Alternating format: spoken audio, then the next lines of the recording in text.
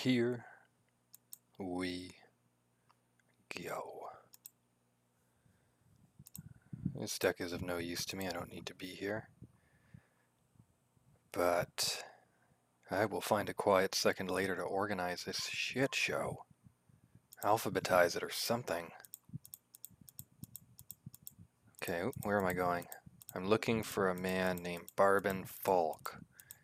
Barban Falk, have you seen him? We're going to build Kazrim's Barban Falk deck. Let me make sure that I've got the chat working. Hey, Jamie.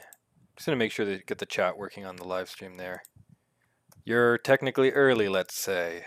That excuses this.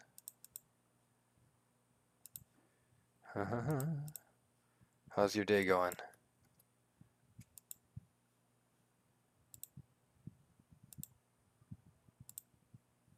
There we go. Oh, just got to toggle with the screen here a little bit.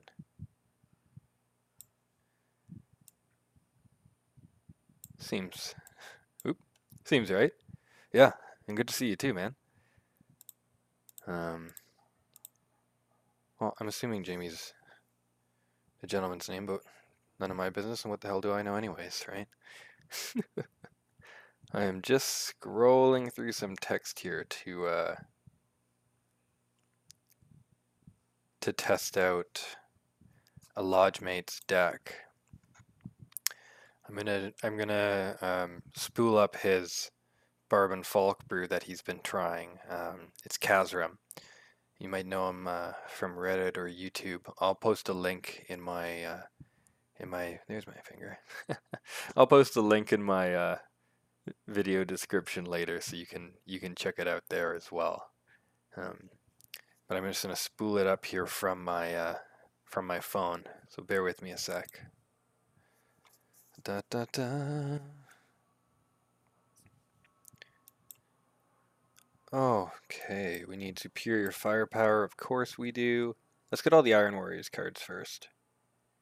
I already know I'm going to make some changes to it, but this will just help me be organized.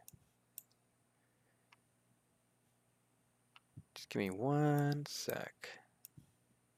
Some precision bombardment. Yeah, of course we need Contrador. I'm pretty sure if he wasn't already playing 2 viral bombs, I would make him play 2 viral bombs. Like, it's like my religion now. You know, I love viral bombs. It's crazy. It's just crazy how good they are. And I'm gonna change some of these, but so it goes. Oh man, I gotta make this text a little bigger for myself, I think. Thanks for continuing to tune in as I tweak and sort stuff out. Yeah, this is Kazrim's combo deck with Harsh Discipline. Sorry, let me just fix this chat. Why is it giving me headaches today? Okay, bear with me, folks. What? I'm living in the Dark Ages here, and I'm a man of the Dark Ages. But yes, it's his Barban Falk deck that you might have seen posted. Pay no attention to that. It's my other project's website.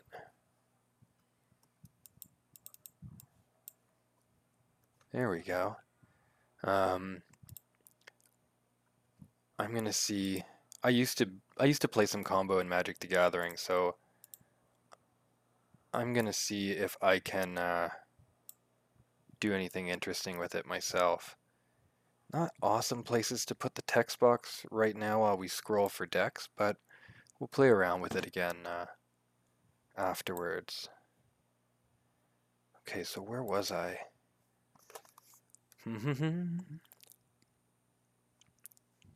Yeah, I want to lean like even further into the combo aspect of it. Like, it obviously is. Oh, I'm forgetting something obvious. Yeah, speaking of obviously, don't forget the veteran. Shoot, I lost my train of thought. Silly lad. But yeah, even though it's built around a couple of troops, I don't know, maybe we can expand that a little bit. Like just make it really, really go boom or bust. So I'm pretty sure I'm going to shove all the card draw I can possibly fit into this. Where's my head? Get over here, you. And someday, gentle viewer, I'll be proficient enough with this to like hotkey open another screen or something fancy and newfangled. I'm an elder millennial, so I was one of those kids who didn't pay attention during like technology class. If I'm sure that was a thing, and I just didn't attend.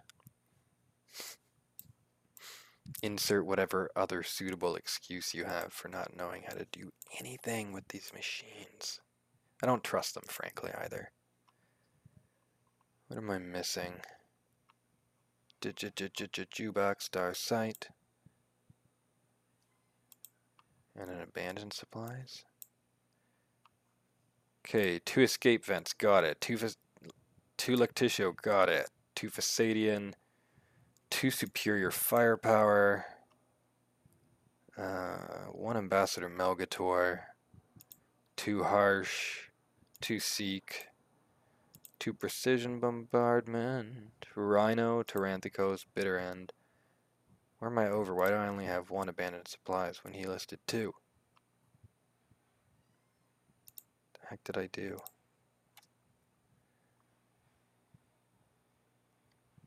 What did I put in here? Oh. Jukebox Starsight's not supposed to be in here.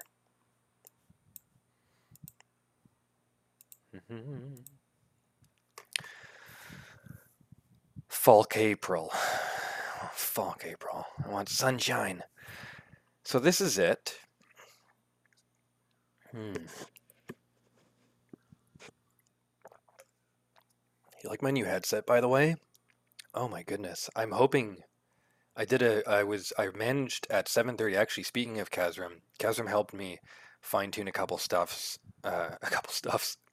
Kazrim helped me fine-tune some things with my broadcasting software.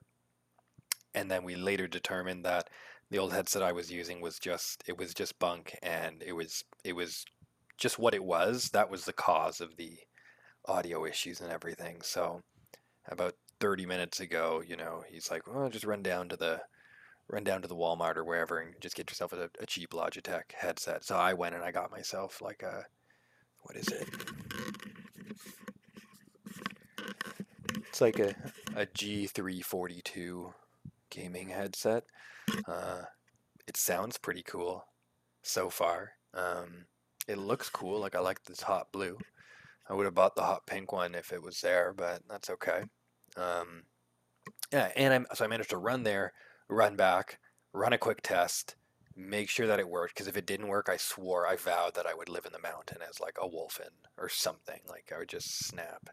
But it works, And soon.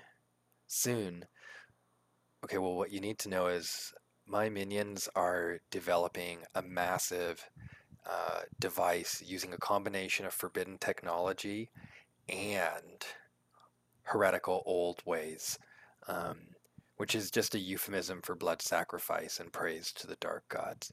And what they're doing is they're going to generate an electromagnetic storm strong enough to interrupt the warp storm right over my head here. So as soon as that happens and me and my minions have assembled the machine, I'll just be able to stream not only more frequently, but it'll all look so pretty. But I need to assemble the techno demon first. We'll be fine. But you didn't hear me. You didn't come here to listen to my insane self fanfiction. You came here to watch me toggle with something weird. So what are we going to do here with this? I'm thinking we're just gonna go a little bit more boom or bust. Rather than try and hold off, let's see if we can just like just jam it. Is there any more card draw we can put in? Like, let's play Void Engagement. Let's put maybe one more. Maybe Remier.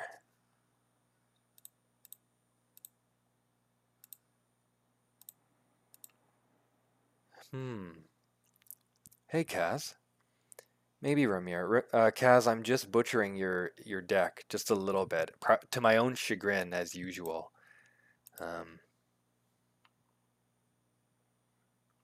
Just because I wanted to, I think I wanted to add a little bit more oomph and a little less life gain, just to see what it goes down. I think in another iteration you could do like a full mech deck with Bloodthirst or something, I don't know, and hide them behind barricades. Like, you may as well get a little wacky with this guy. Can nothing else draw us cards? Oh, we need the Void Engagement, of course.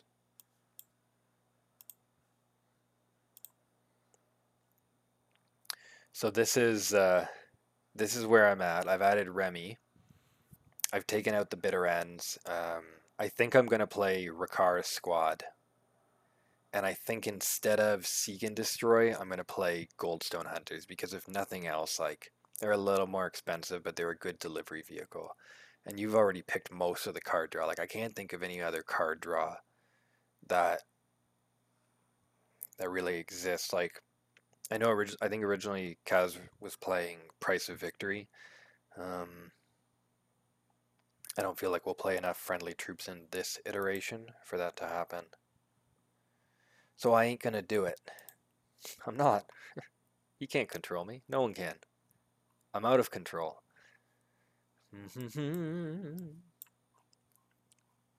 Practically my best friend in the game came back to visit today. He's like, it's been on hiatus. His name is Havoc. We're gonna get married one day. That's not true. I haven't said yes yet.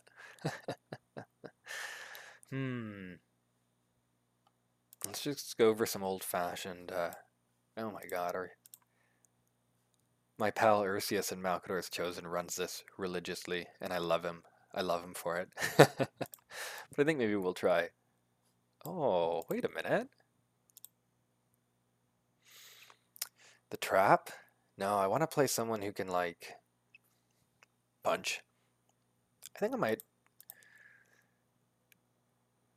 Oh, hey. Yeah, no, thanks. No problem. Happy to share. People share with me, right? So it's good to share back. Oh, orbital base. Yeah, we could play orbital base. No, I think we just need more like, we need a little bit of like backup synergy, because the Reapers can, like, he can go down and die. You know? Anyways, like, okay. Important note. We are gonna fight this one on practice. See if I can get some dailies with it.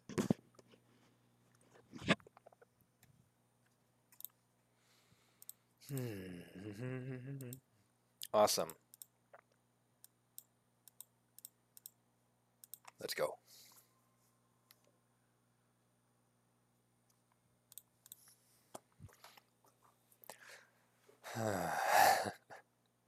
And folks, let me know if the audio winds up having any choppy moments.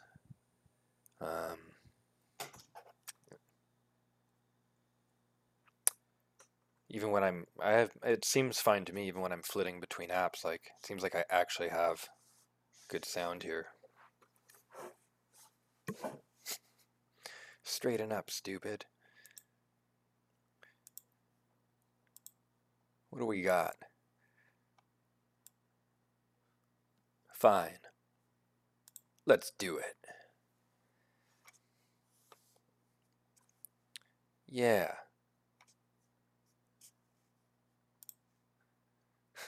Falk. I'd love a Falk mirror. So I guess what we're going to do here is we're just going to go fish.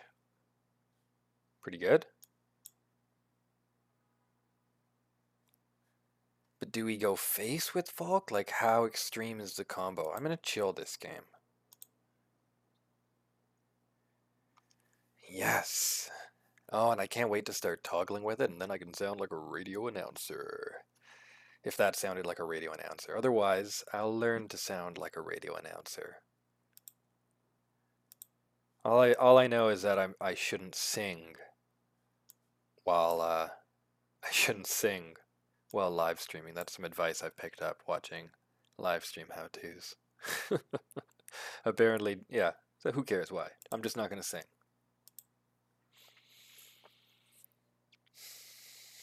This guy.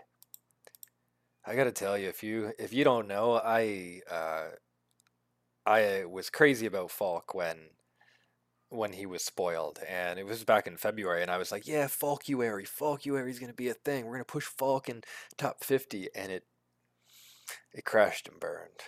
It crashed and burned. Everybody has their bad days, but like, oh yeah, I had a few. This is a little bit of a reliving of a nightmare. Okay, so I guess we can try and go in for like a lot of damage right now. Did you hear him growl? Here we go. I think it would be, I think having the McCormick's Reapers is very comforting in my hand though. Like, yeah, okay, sorry, he's no Taranthicos veterans, but you know, he's a real pain. Could we double harsh discipline him? That can't be possible, can it? Okay, here we go. Let's do a lot of damage. Oh my goodness. I almost passed the turn forgetting like, oh yeah, the point is to attack twice. What? My goodness. Okay, can't double bloodthirst him. This is a very sad sad opponent. Amazing.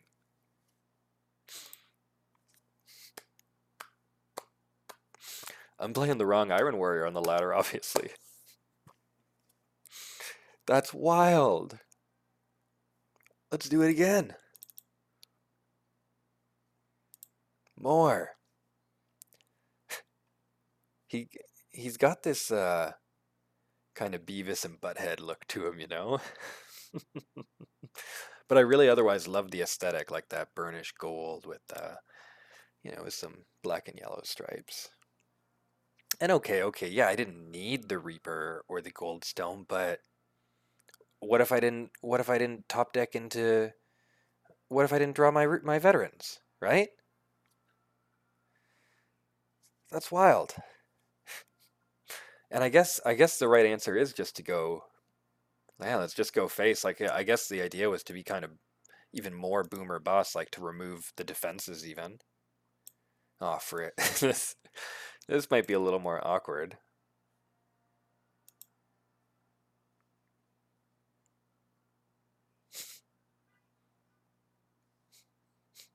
Yeah, hey, my name's Warsmith now. Dave, what? Yeah, yeah, just call me Warsmith now. I don't answer to Dave. Yeah, you got the rhino to fish too.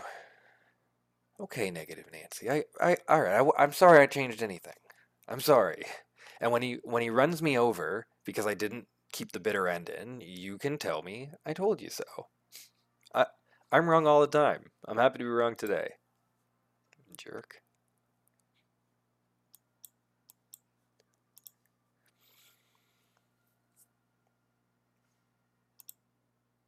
And I guess that's pretty hardcore. The only Astartes in the deck, the only Astartes are the veterans, so.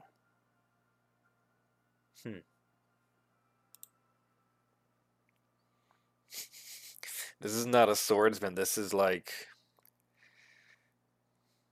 This is like a mean football player on acid. How do I want to manage this here? I guess let's just set up. How is this happening so frequently? How? So for those who don't know, this is what we're gonna do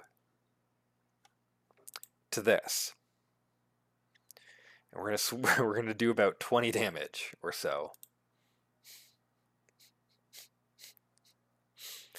And you know me, Terberus, I was about to not play the veteran because I like to bury the lead sometimes. Sometimes I like to play aggro, and instead of dealing lots of damage, I'll be like, let's draw a card. Let's draw a card, guys.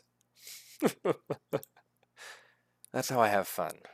That's my Slaneshi torture. Can we set up for a second time? No, not that extreme.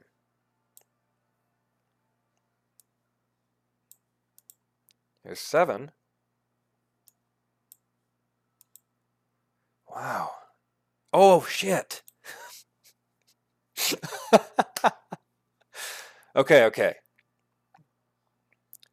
I was so excited to just attack that I just attacked, but it'll be fine. Let's see if he can do it back.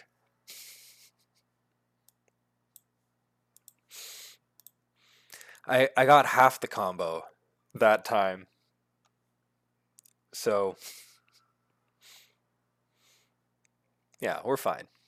We're fine. But you can imagine what could have happened. You could have imagined all the extra damage. Everybody falls sometimes. Okay? Everyone falls. What are we gonna do? We can deal like straight 5. I guess it's not totally die, but then we'll just deal more damage. Maybe this is why I wasn't very good with Falk before. Okay, so this match turned into just kind of like a silly mashup, but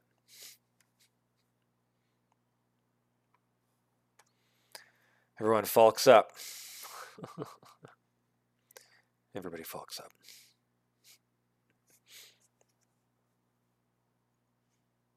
Is he gonna kill me?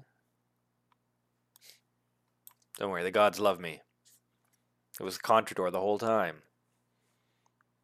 Interesting. Well, that's 2 games so far, and we've hit our combo twice. We're gonna see if we can do 3 times in a row, and then I'm either gonna switch into event to push chaos harder, and if you're playing event, you better be playing chaos. I mean it. I'm angry about it. Play chaos. But yeah, then I'm gonna play some chaos on event, and then I have a little bit more deck testing to do. We're gonna test Captured Mandragorax. We're gonna test damn, pardon me. Who else are we testing? I gotta take notes here. This is sad. And it's sad that I'm facing a bot too. Oh, we're testing Fulgrim. I remember. What? Okay. This is our hand. That's wild. What is going on?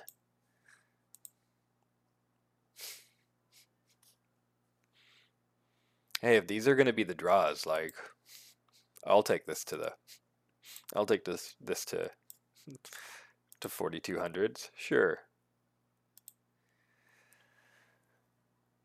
Oh my goodness. Yeah, sorry you had to see a bot. Hopefully, at the least, I think you should be able to see me execute the combo correctly against the bot. I'm not going to run Sky Points because I've promised a friend, actually a lodge mate of Sky Points. I wonder if I should play him now even without the combo. Yeah, see, because we've got another combo opportunity, so we can just go for pure like hard damage now.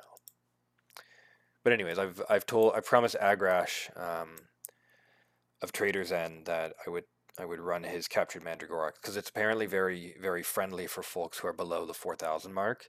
And he says it's been tested by his lodge mates as something that can definitely get you to the 4,000 mark. It may honestly be Sky Points, because I'm pretty sure they're in the same lodge.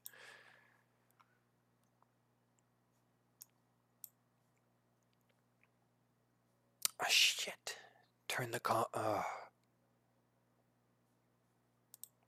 So, this is why I playtest everything quite a bit, because when you're not focused, and I'm not, I'm so sorry. I'm gonna bomb myself now as a result. But when you're not super focused, you'll just move from muscle memory. So, spoiler, the Perturabo deck I'm playing plays veterans, but it doesn't play Bloodthirst. It plays no harsh discipline. So I'm so used to just being like, yeah, okay, sure, put some damage in. But this is I'm having a lot of fun with this deck. I think it's actually very good, which is not what you think of Barban Falk at all. It's just like, just gotta pay attention. So we can afford to attack, even though if it was 7 energy against Perturabo, you don't want to attack because, especially if he's charged up. Oh, interesting. That frontliner might have stopped us from doing lethal.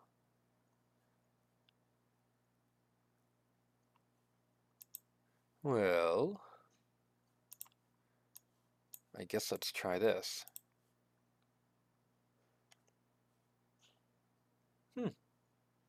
Cool. Well, we're set up for lethal.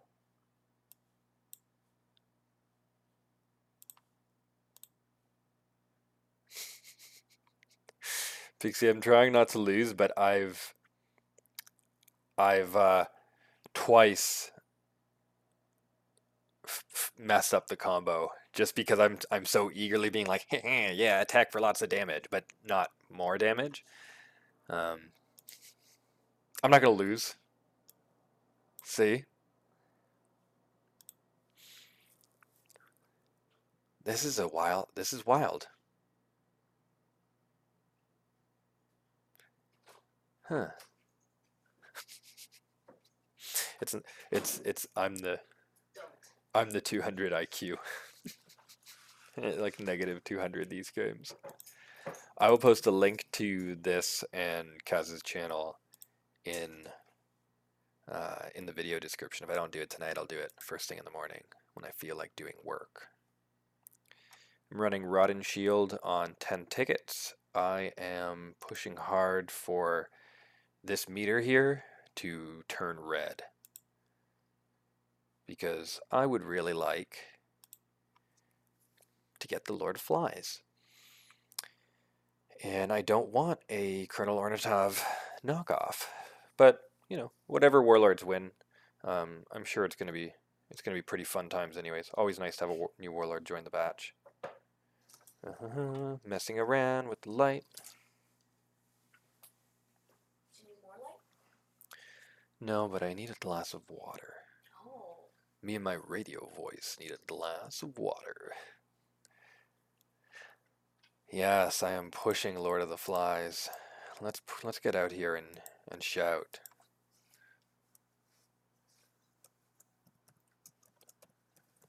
"24 hours to push Chaos and Event for an awesome." Let's caps lock Demon Warlord. And then of course,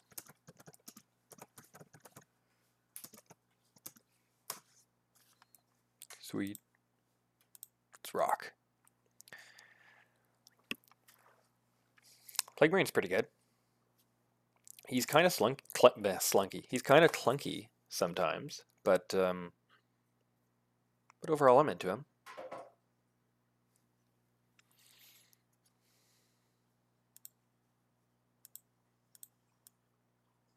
Oh, the demon himself. Every event deck kind of tends to have a dead card or two, and the card I'm replacing here, Defense Maneuver, is that card for me. Probably for many of you.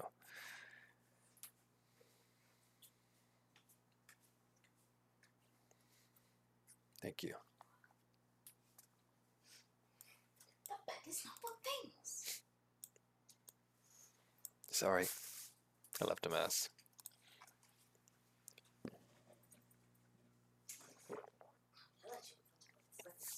Yeah, I need a lot more event points. I played Grolger like for 6 or 7 games, honestly, and I think I already lost 2, and I just like resigned through another one because I couldn't stand playing him. And I did that on a single ticket run like a week or so ago, and then got wrapped up doing other stuff and never played any event until like yesterday. And now I'm going so hardcore for it to be to be a chaos victory. But I'll rack up my share. Don't worry. Between between tonight and tomorrow, and I'm just gonna do everything on a 10 time. Like I just wish I knew how much it would take to move that bar, you know. And I've asked them to post that before in a Q&A because I just thought some of us who have tons of tickets and become invested like this, um, yeah, I just what am I doing? Am I gonna poison that guy? Really? Yeah, like we're also invested in this to know how many tickets close we are. I guess it's more exciting this way, but it's hard when the bar doesn't really move. I thought I mulliganed you. Sad. Sad, sad. I could just bash and play again. It just seems so slow and defensive, though. But you're a waste. I'm not really happy about this turn, guys. Not really feeling it, so I think I'm just gonna slow roll it. Like, not the strongest turn, but I've seen these grindy, you know, either Plague Marine versus almost any Chaos Mirror match in this event. They kind of slog on for a bit. Yeah, it would be good to have the Sister of Silence Warlord. I've been so attached to Chaos winning that I haven't played her, honestly. And maybe I should because I wasn't around when this event initially started. This event, for those who are experiencing it for the first time, is being rerun, basically. Um, you think I should play? You think I should play Lord of the Flies after this run? Because I could do that.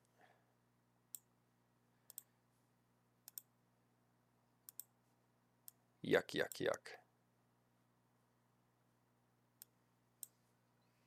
We're just going to take it easy. If he wants to trade and die, you can trade and die. Poison's actually really good in event, I have to say.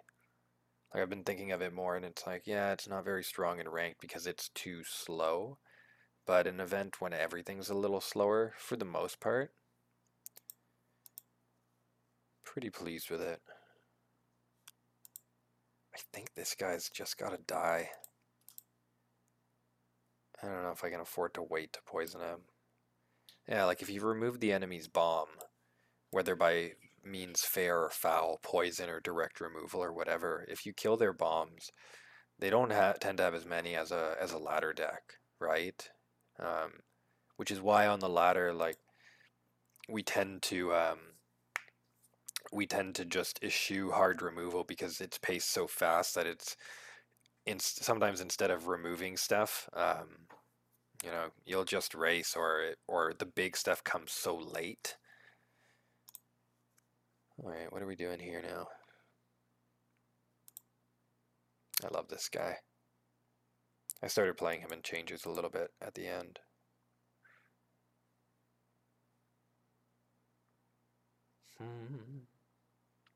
Shoot, can't play my Heldental. Boo. Well, let's keep him off a demon.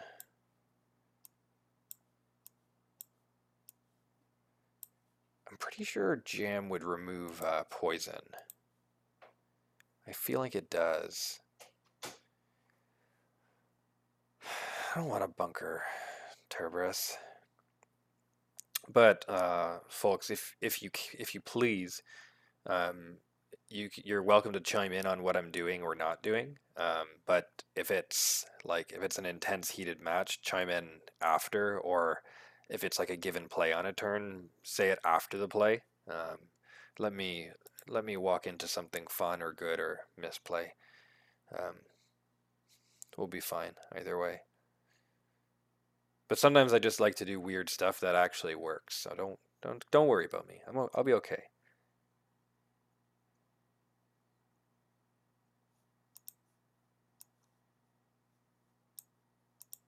That doesn't feel very good. I should have poisoned him last turn.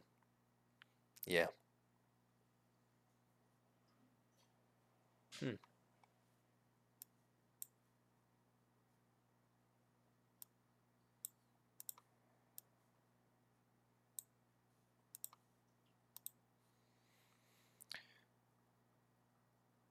Suddenly not in an awesome spot because I'd waited way too long to kill that C-Wreck. And alright, Terberus, you were right. I should have bunkered the Nurglings if it meant I had enough to afford poisoning the guy. Because now look at the pickle I'm in. Shame, shame, shame.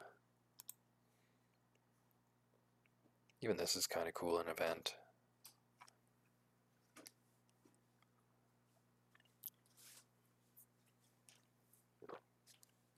I don't want to play Traitor Mirrors though. I want to go kill loyalists. That's what I want to be doing.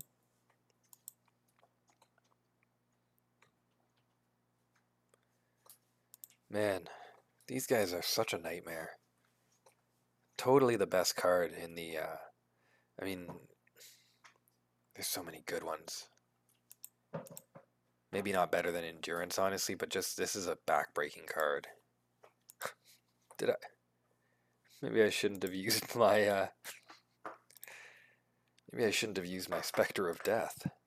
Uh-oh. You always make that mistake. We are probably gonna die. I'm afraid. I think all we can really do is just make more frontliners. Ugh.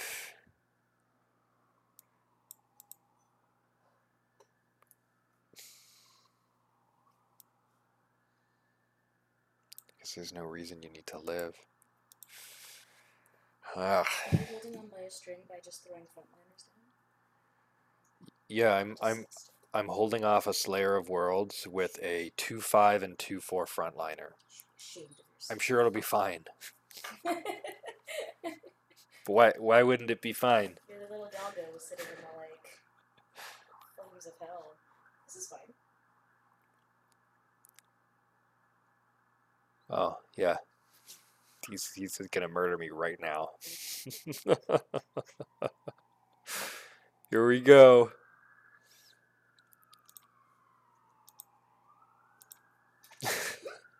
Maggots everywhere. It went for a good cause. More. Give us loyalists. Terberus was right, everyone. I should have played the bunker.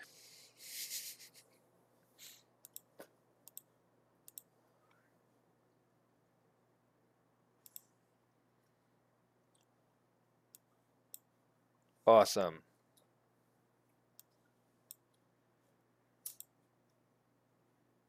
Oh.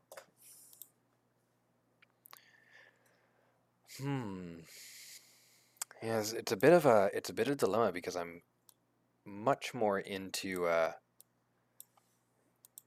not event right now, but I also really want this Warlord to enter the game, and the only way that will happen is if Chaos wins. So I already need my 1,000-point minimum for Excalibur, and maybe I'll do a couple thousand more. If not tonight, then tomorrow. Yar. Look at him kill me, troops. Yeah, I think he'll honestly be a lot of fun. Poison's not very useful in this situation. Nothing's very useful in this situation. Sorry.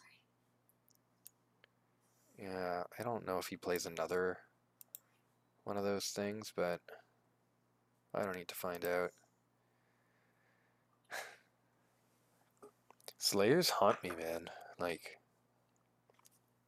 I had a spat a couple weeks ago where it was game after game. Like, these Ornitov players started swarming the ladder out of nowhere, and they're all playing Slayer of Worlds and talking about like playing Slayer of Worlds and everything. And I could not believe it.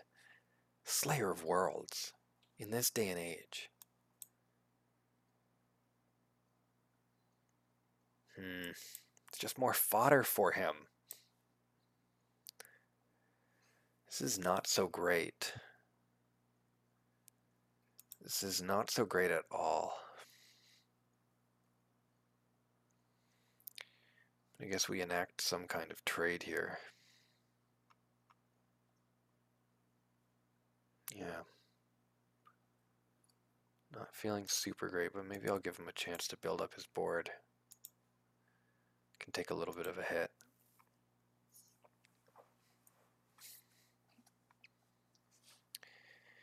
I know. It felt like the right thing to do. But I didn't think of it until I hit pass turn and you said it. I just find this to be a very weird warlord. Okay, let's just go lay it down. Hey, Salt. I'm just playing event kind of haphazardly. Oh, sorry, just fixing the visual there. Awesome. We were playing Kazrim's Barban Falk deck and having fun with that. No, this is not right. It's missing the oh, no, it's right. I'm out of my mind. Oh my goodness. Me and my technology.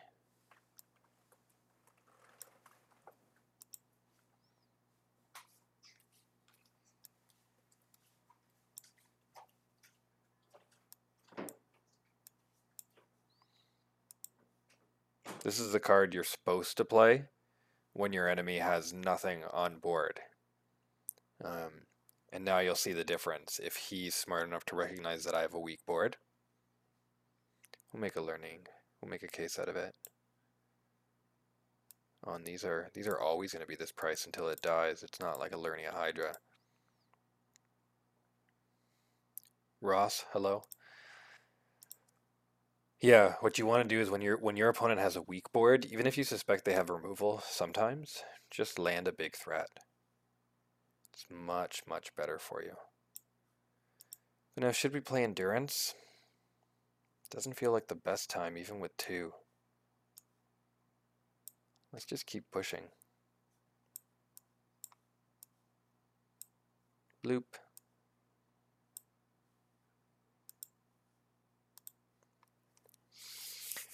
Yeah, we're just having a mixed bag night. We've done some testing of Barban Falk. We have to do some testing of Captured Mandragorax and Fulgrim. And I feel like there's some other warlord we have to test as well. Hey, pity party. I'm not sure who the other warlord we're going to test is, but I'll have to check through my Discord messages quickly. I know there's someone. But I think we're going to finish this event run first. We're just like shaking off the dust of a long work day and a nasty headache. Should I just keep ignoring it? Oh, you got Phosphax bombed. That's what happened to you. Alright, fine. Destroy a random end. That's not that helpful.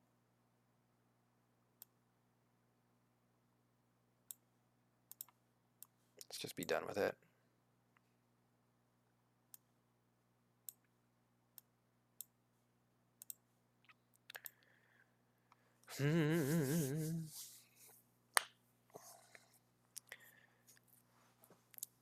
Yeah, yeah, no, you've got it, Ross. And like if you're not playing the aggressive deck, that doesn't mean that you can't find moments to seize the initiative and control the tempo. That doesn't mean you should always go face per se, but even as a control deck, like there become opportunities where that's just the right thing to do to close out the game. If you know, you just have to be fully aware of what your opponent's reach is and how many steps it takes for them to get within, like, a fist over the bar counter. Because that's where fights happen in my head. At a bar. I used to be a bartender. Good times. It's endurance. Should have attacked first, but closing in for the kill. Not too worried.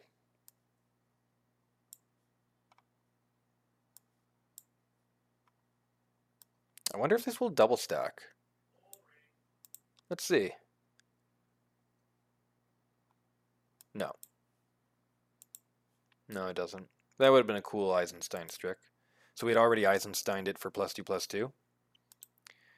And I wanted to see if it would +2/+2 again.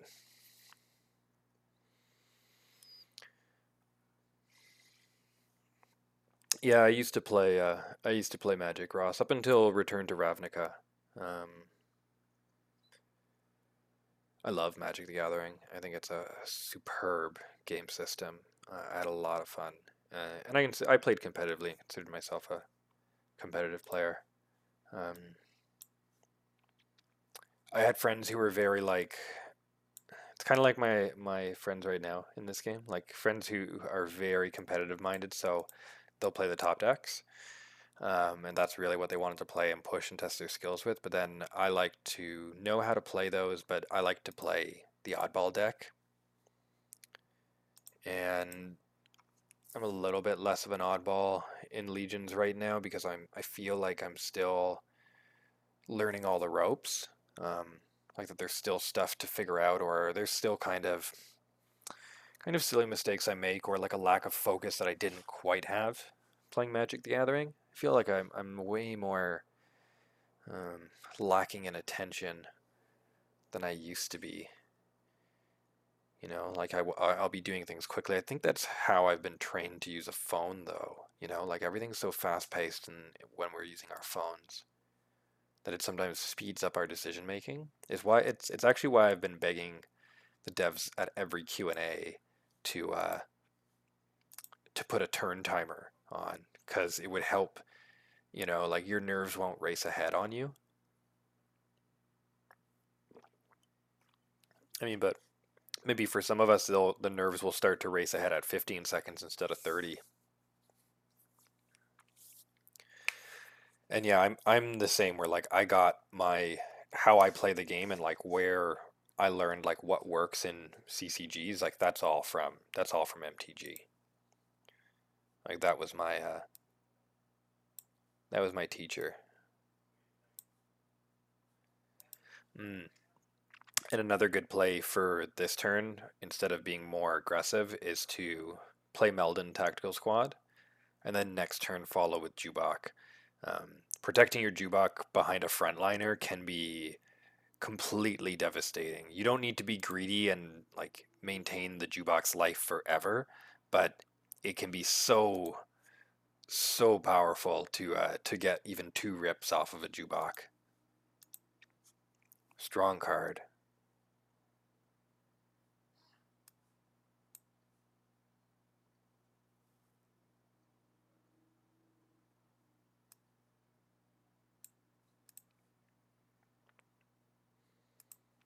See, and now I'm feeling greedy, like I want to protect him, but I don't think he'll live to a. I don't think he's gonna survive a Garo turn, anyways. Even a Garo event deck. So nice.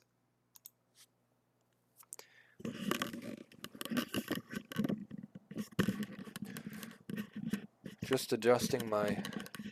Pardon me if that was noisy. Just adjusting my schmancy new headset that I bought like 30 minutes ago on a sudden whim, realizing that my old headphone was really the the source of the issues. Death to bad hardware.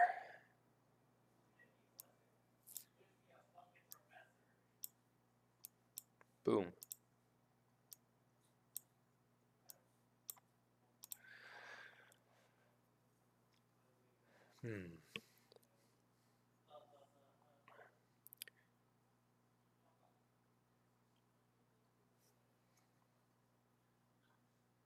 This is a great rep.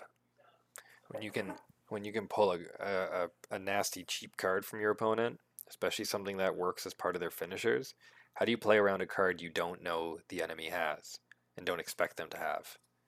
Granted, we're using a death guard pool too, so for all he might be playing around vengeance as we go.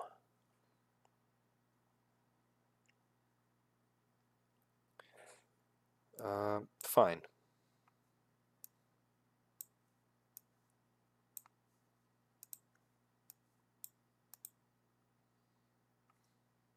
Hey, where did my peace signs go? Hey. Still working on some of the setup here, but as folks may have noticed, we have a brand new G342 headset, which is so far doing us pretty well. What would really do us well right now is drawing endurance. We've got 2 copies. Let's find out if the gods love us. Not right now.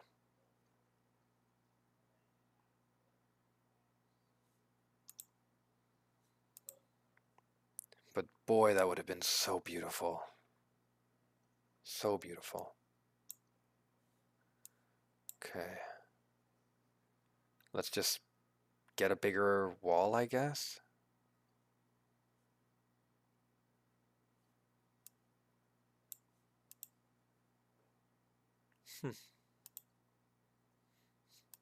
Exciting frontline matchup, but it's very important that we beat this Garo.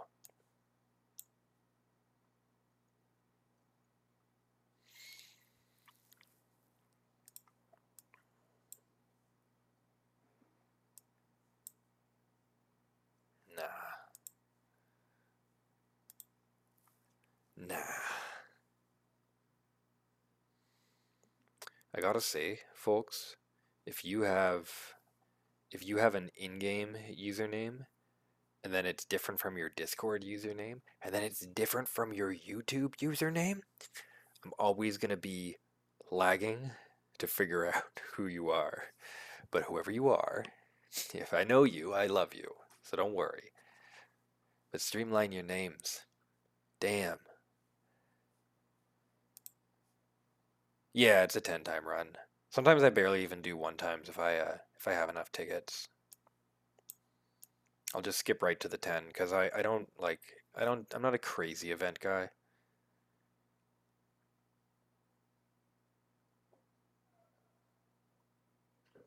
It's not. Oh man, I would really like some endurance.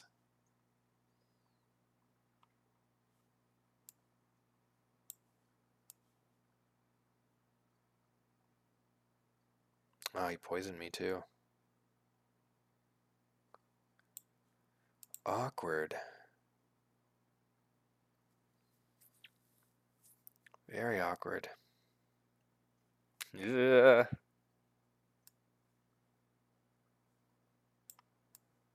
Yeah. When in doubt, kill stuff.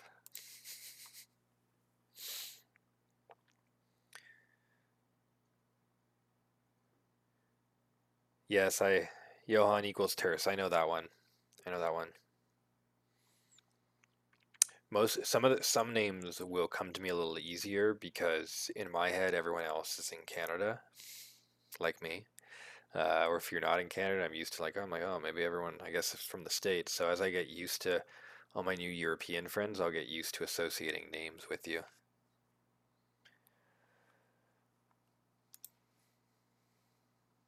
It's been a while. Yeah, it's a good strategy to do too, to just take it easy at a certain point. I'm pretty pleased to just grind this Garo and not really do anything important.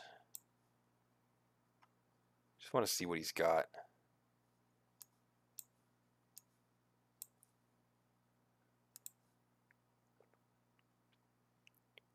Like, this Warlord runs off of extra cards. So what's in your deck? What makes you tick?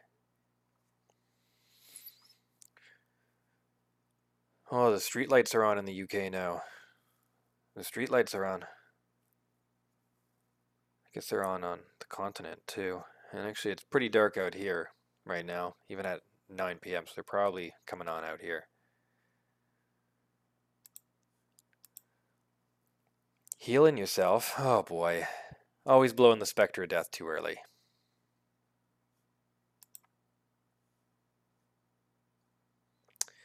I don't think I'm going to... I've got the option to jam it, but I don't want to make a 4/9 monster. This is going to be a mess to get rid of. So, just a simple poisoning.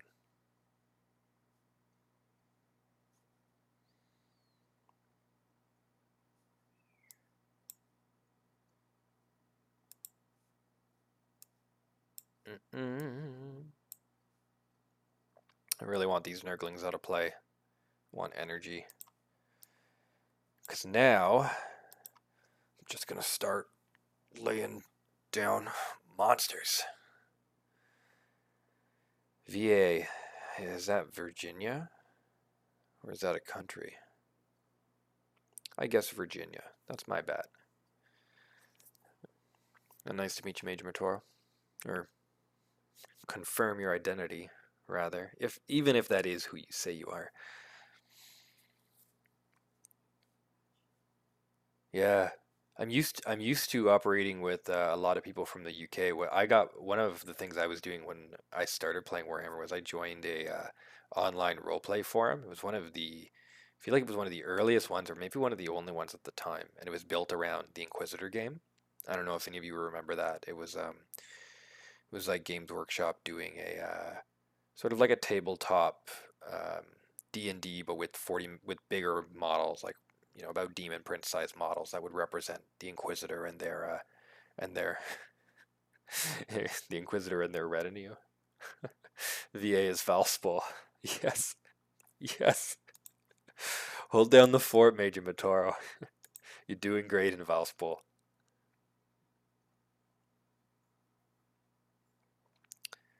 Okay, now we can start putting on more and more hurt.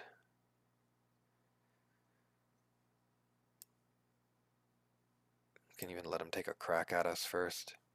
5, 8, 10. Yeah, we're good. Let's let him hurt us just a little bit. And then we'll sweep down.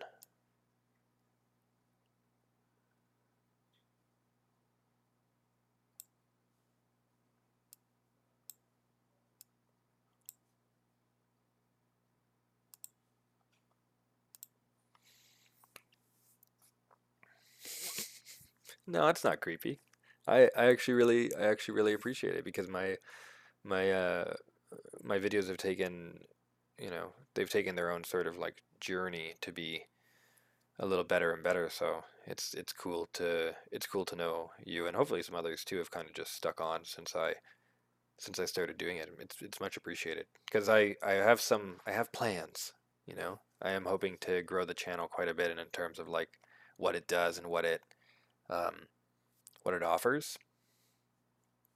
That's what prompted me to dash out to the store to get my hands on a headset, kind of ahead schedule, uh, and at a budget. But like the audio was just killing me. It was just completely killing me before. All right, come on, hit me.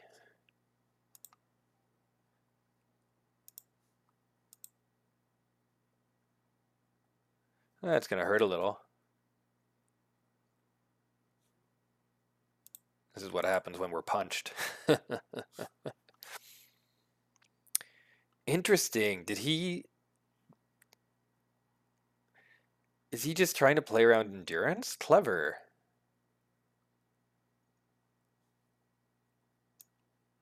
Very clever. But not gonna do the trick, Garo. Filthy loyal. Lapdog of the false emperor. That felt good.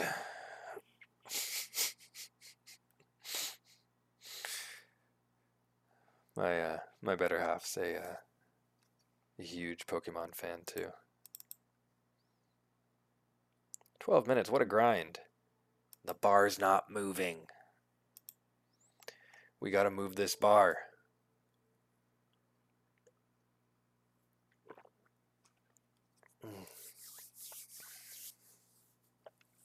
Hopefully you can't hear me slurping back H2O.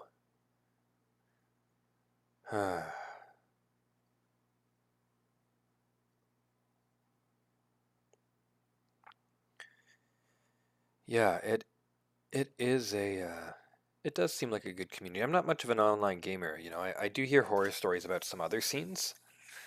I don't want that horror to emerge here. It's so far so good. Oh, it's a bot. Maybe we can even keep this. Yeah, I'll kill bot loyalists. I don't care. I'll kill them like it's going out of style. It's a little expensive though. Oh, well. Speaking of expensive, you'll try Yakton. Nice thing for me is that I wasn't even bothering to play event when he was +2 strength. He wasn't keeping me away from it. But as I heard about it, I just thought, I'm not in any rush. I'll just tinker around on the ladder.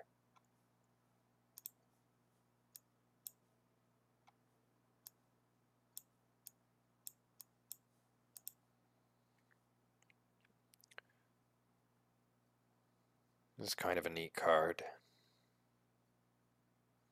I do like weird, neat cards. I was instructed earlier to play Melgator and then use it on Melgator, which is like super smart play. That's what you get when you're friends with smart players. I'm too busy like finger swiping or mousing around sometimes.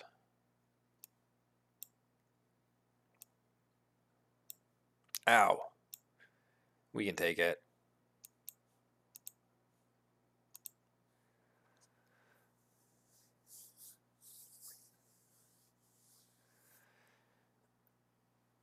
Yeah, I mean everybody's different. I think as long as everyone's respectful to one another, that's what matters. And if others have different standards of respect and it doesn't cost us much to meet it, then let's be happy. Let's be good to each other.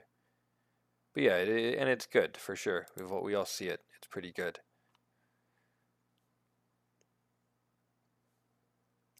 Just feels so wasteful to use my poison sometimes. All right, hit this guy. Hit him right in the kisser. No, you missed. Dang.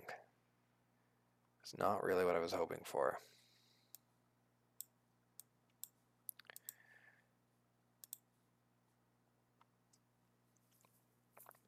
I might have been a little bit more deft in that turn if I wasn't playing a bot. I'm not really liking Plague Marine though, I have to say. I don't, he's kind of neat, but maybe it's the deck. I'm not sure. I'm not complaining. It's a good deck. Definitely not complaining. How did I even get this? Oh, from Jubak.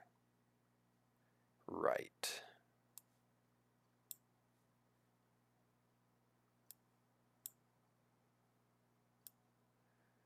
Right, Jubak is just scoring me gold. I probably should have played the other Meldon squad.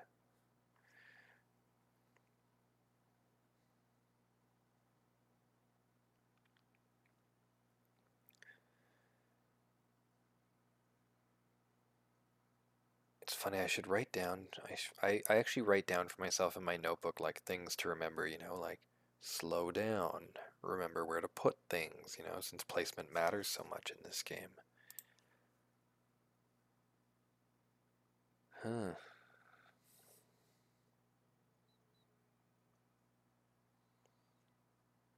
Look at all these monsters.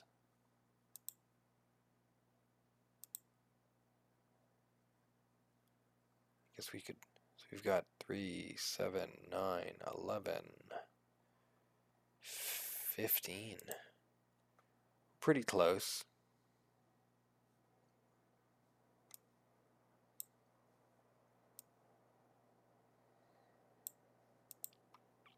We'll just stave off some of the nasty.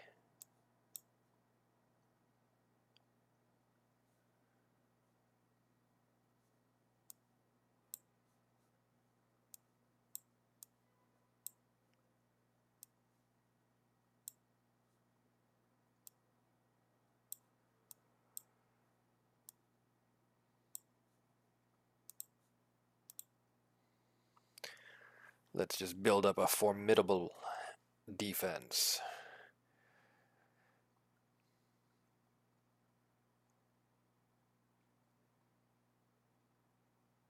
Yeah, I do hope that regardless of levels of competition, we can keep a certain level of civility all the same.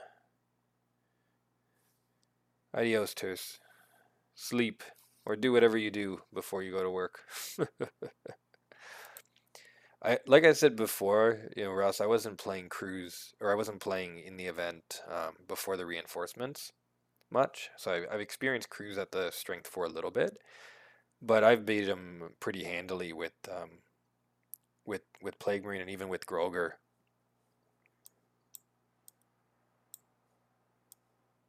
Boop.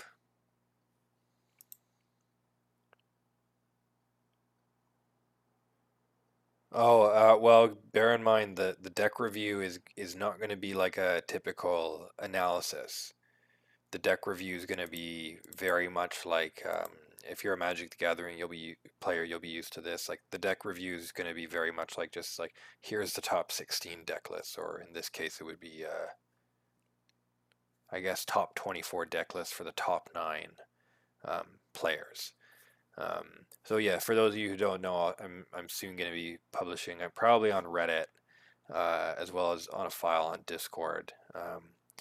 Just a quick review, a roundup really of just the top 3 lodges in the Lodge Wars and their kill team, their respective kill team of 3s deck lists. So it's not going to be, I'm not going to get into too much analysis because maybe more analysis for future top deck list roundups, but what I'm trying to do is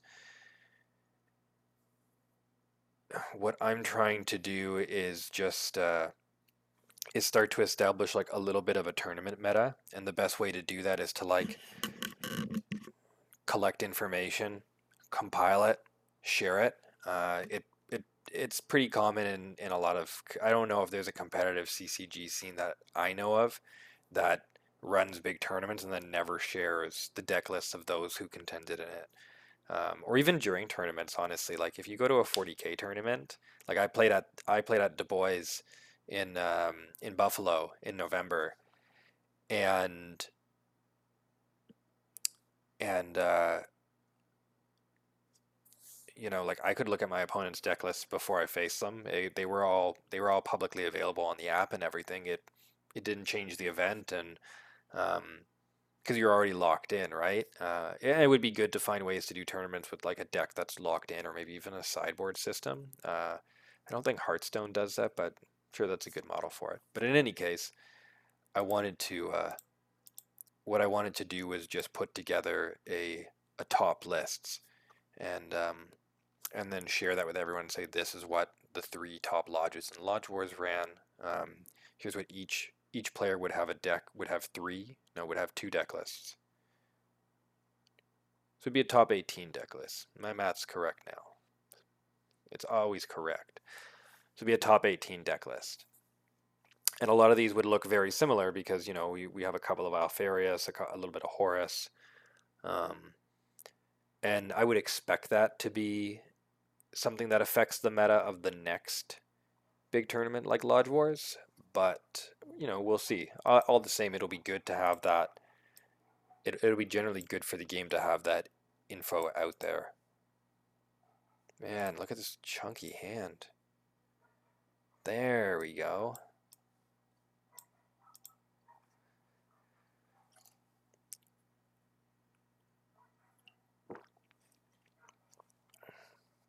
Yeah, I'm a little sad for Angron losing Demon Stun.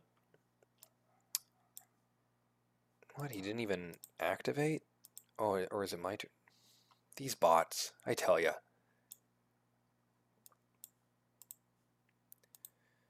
I tell ya. But yeah, I'm a little sad that he lost his Demon Prince no stun.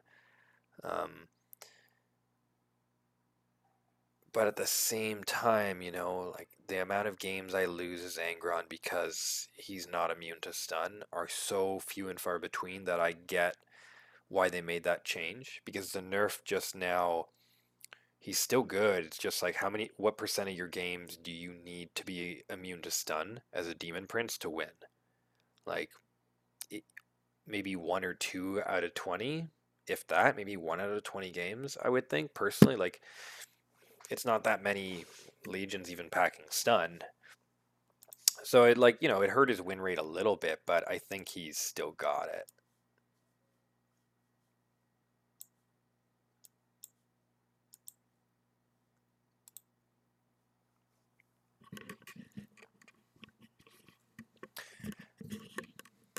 But yeah, no, Ross, that's it. Like, everybody's got a deck. They don't really know how to don't run. Sorry, I got distracted. Everybody runs decks, but they don't know how to optimize them necessarily, or they don't know where to turn to. And this becomes a problem when you're bringing someone new in, and they're like, "Well, not only do I not fully understand how to play, but I'm not even playing stuff that's good, so I don't really get the full enjoyment of what the game can offer."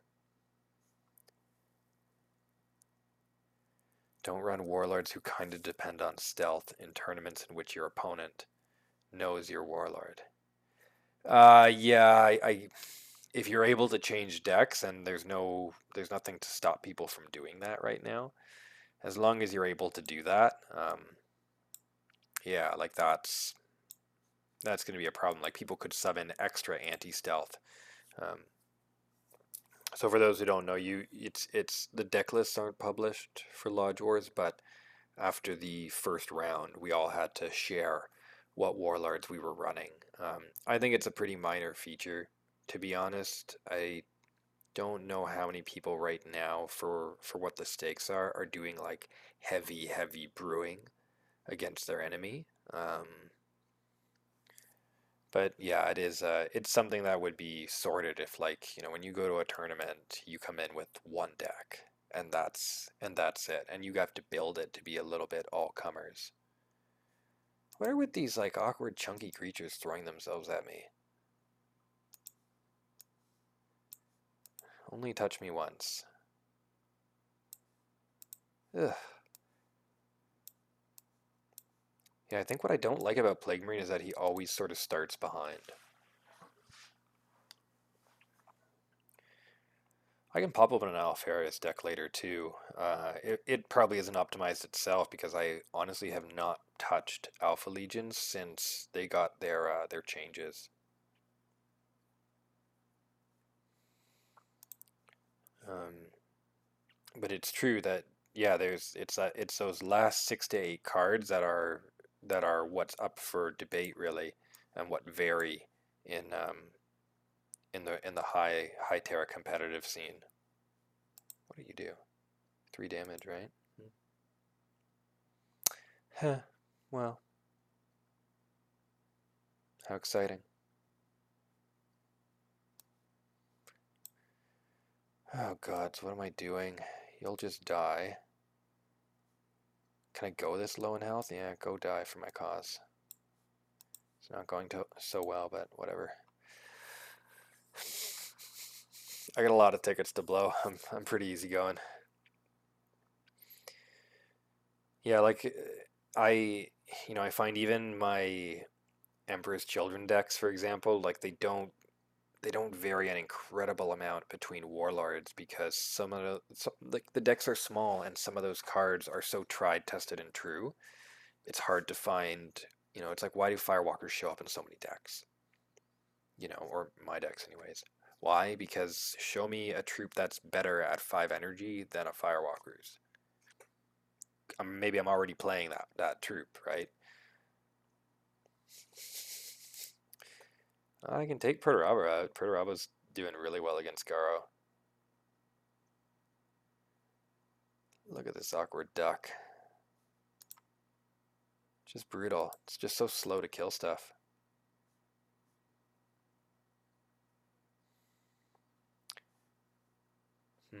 Probably should not. Yeah,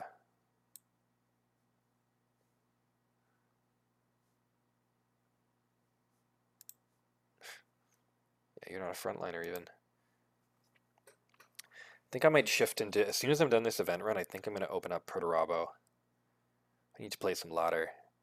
This Plague Marine's awkward pacing in the face of all these bots is not good to get my blood flowing. You know, like I don't even want to play well against bots. I'm sure some of you experience that though. Like they operate so weirdly that you almost feel like you feel confused at what they're doing. Okay, let's just actually start clearing our damn board.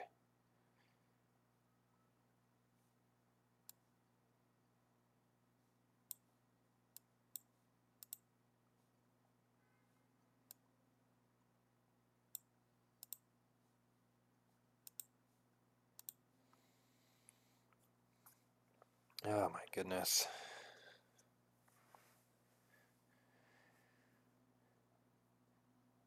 Yeah, and Perturabo is, I've got to upload, I had my round 2.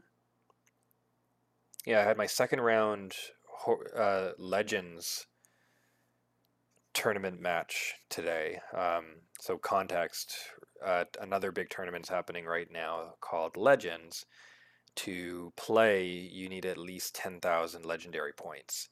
It's not meant to be elitist and exclusive, but the idea really is to. The idea is to. It's going to be basically players with full collections. So we're going to get a really novel sort of test of like just what's out there and what are people running, like what people think is good, and it's very cool. Like there's a lot of the decks you'd expect, but everyone's doing something kind of different. So Legends is happening right now. I got through the first round um, against my lodge brother Mitrix, and I'll include a link to his videos as well because he does some streaming now and has a channel with some deck tech and reviews and whatnot. And he's a lovely character. I love Mitrix. Wherever you are, Mitrix. He's driving around Germany right now or something. Do I have lethal? 6, 8, 13, 4. Yeah. Awesome. You can have it, Malagurst.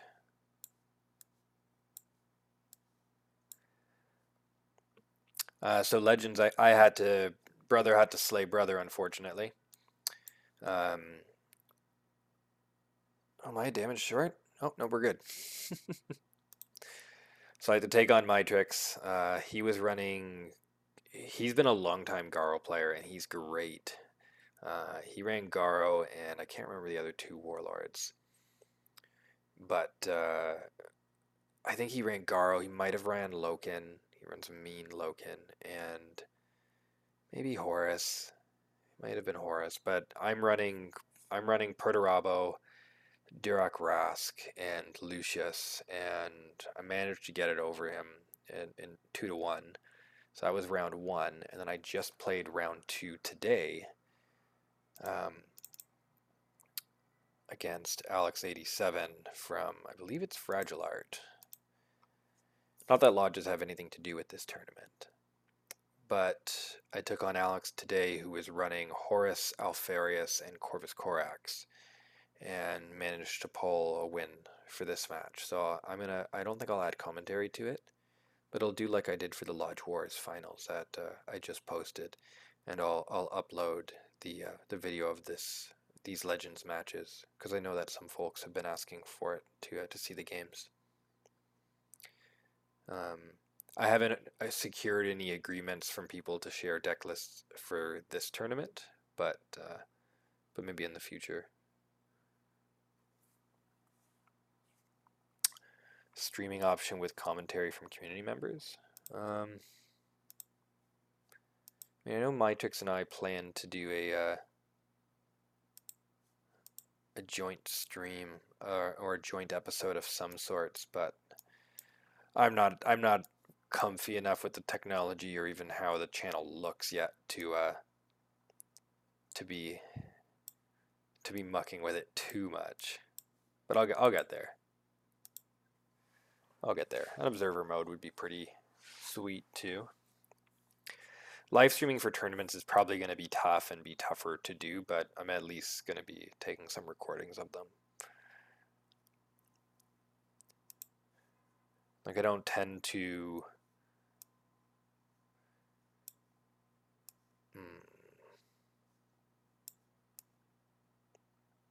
It doesn't feel super great, but let's do it. Yeah, like I don't tend to lose because someone subbed in some like super secret tech against me. I'll tend to lose to, to my own inefficiencies, or they'll just have one on me with the normal cards. Yeah, Matrix and I have some. I hopefully have it saved somewhere. We have a pretty hilarious Alfarius versus Garo match from a while ago, and we're gonna do a video with maybe a split screen. I'm not sure exactly how we'll do it yet, but we'll have him commenting, I think, during my turns, wondering what I'm gonna play, and vice versa, or who knows, whatever. We'll figure it out. It had a very comical ending, so hopefully we still have records of it somewhere. Yeah, it was a little sad to have to play each other.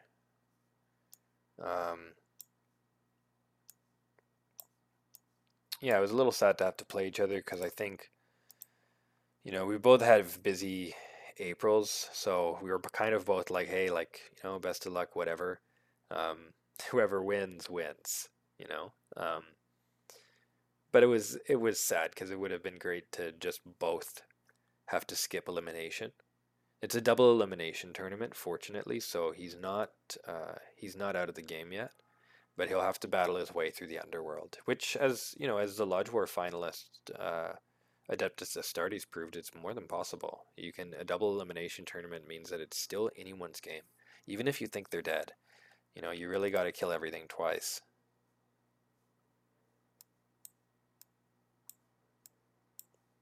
Is he healing? I'm barely paying attention. He is, huh? That's frustrating.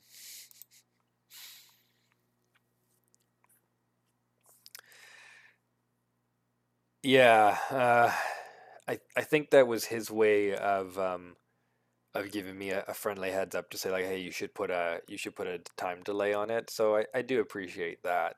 I hope he doesn't make a habit out of it. Um, he's actually a Toronto lad. He's somewhere in my neighborhood around here.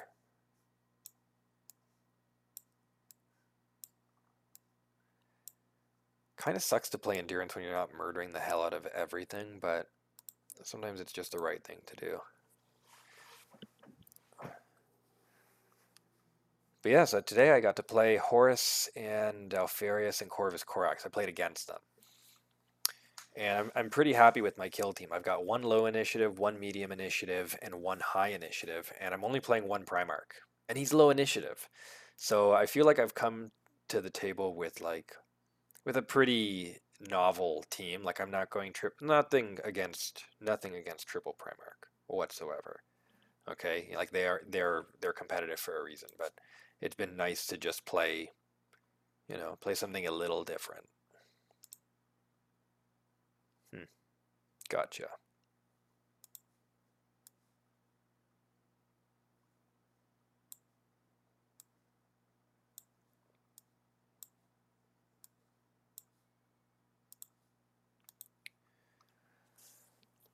And Durek Rask is still such a house.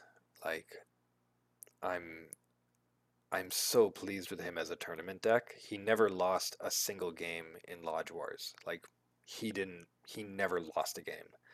Like, I'm pretty jazzed about that deck at this point. And I never really run it outside of tournaments.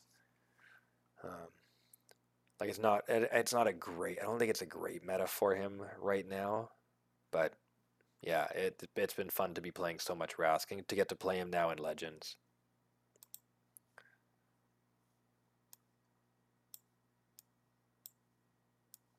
Go die.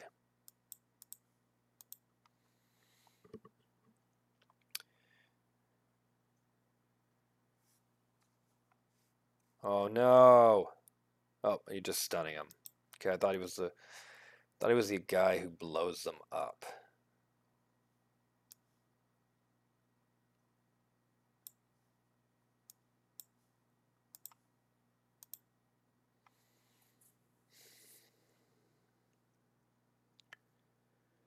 And King of the Hill is happening right now as well, which is a fun tournament being hosted by Orthanol. Um, the idea is just amongst a list of people, it's just going to be a rotation to see who can. Um, everyone will get a shot at it, but it's really just about who can generate the biggest win rate. So it's not my turn to take on the current King of the Hill. I'm not sure who the current King of the Hill is because it's like I'm so low on the list. I have to wait so long for it to be my turn that I'm gonna worry about it when I get tagged in the Discord, and then I'll go fight to become the King of the Hill. But that's been fun, or that's going to be fun. And what's even more exciting is the once this iteration of King of the Hill is done, once they've gone through the roster of everyone and seen who can host the longest win streak, um, the second King of the Hill event is going to be a team event, and I'm really pumped for that because I actually someone already asked me to the prom. I'm not going to say who, but someone already asked me to the King of the Hill 2 team um, prom basically, and I said yes. It's going to be awesome. Um, so I'm just mostly waiting for King of the Hill 1 to finish so I can get to do a team match. I think team games are a lot. I think team events are a lot of fun.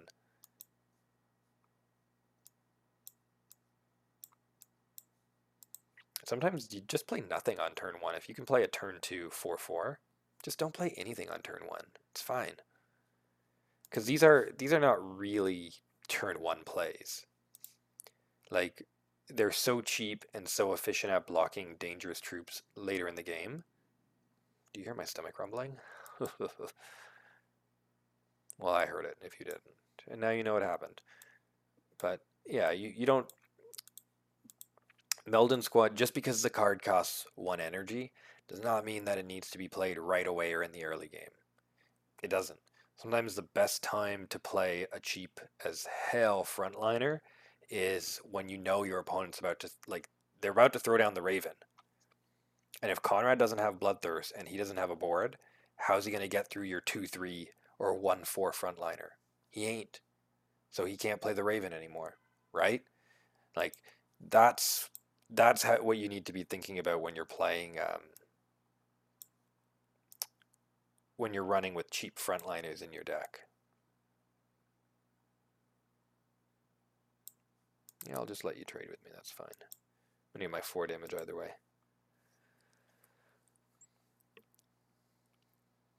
That was kind of my issue actually when I first started playing Direct Rask. Like I was playing my Sorak bikes and stuff like even Goldstones. You know, I had to break the habit too of like throwing out a Goldstones on curve to just to deal damage. Sometimes it's just better to sit, be still, contemplate the universe, and other stuff too.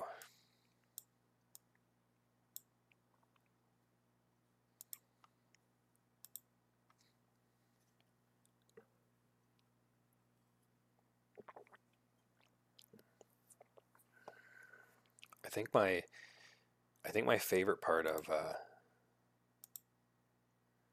Lodge Wars though is that a friend of mine, Talaris, on the Malkador's Elites team, ran Ingathal, and I think I've asked him for. I think he's shown me the deck already. It's just been a while. I gotta, some people I gotta catch up with soon. Overdue.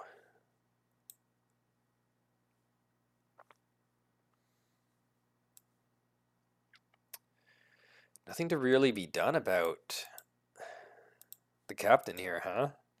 Like, alright.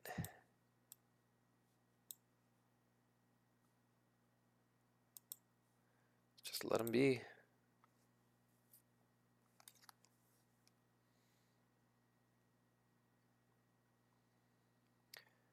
Ogrins are still kind of traumatizing for me. Like it just still brings back too many memories of being new, and that just being one of the cards that that could just shut you down completely.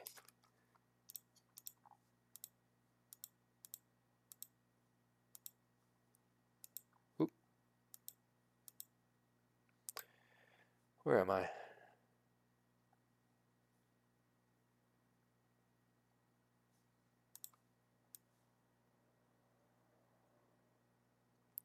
Just so slow. So slow. We're gonna get to open crates though. That'll be good. I think there's one legendary from the extermination set that I'm still missing, which I swore I bought. I swore I purchased it because I was talking to a friend about playing it in his Sevatar deck. It's Kurz's Chosen, and it went on sale, and I told him Kurz's Chosen was on sale. But I remember second guessing it, so maybe I didn't buy it. X-Files.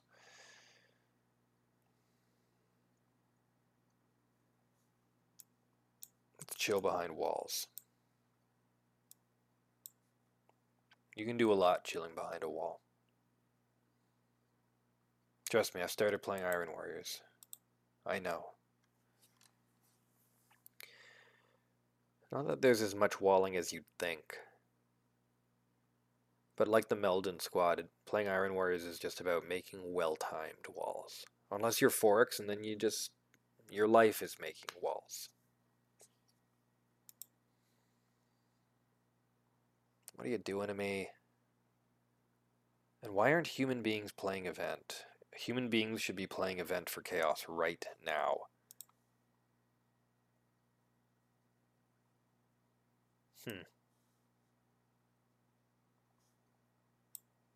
Is this good? Let's think about it. Kind of awkward. That's really all I know. It's just kind of awkward. Okay, let's just do it. Go Gadget Endurance.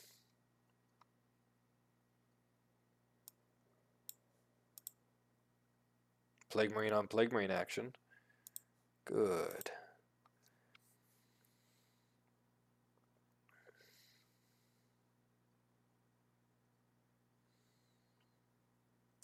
I should play Papa Nurgle. I'm playing a bot. Like, loosen up, LCFR. Man. Turberus Peanut Gallery today. Turberus, what are you running on the ladder right now anyways? I got to know.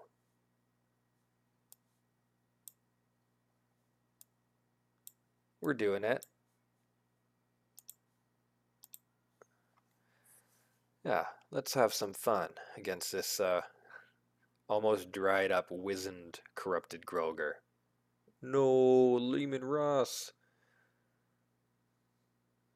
Anyone excited for Space Wolves?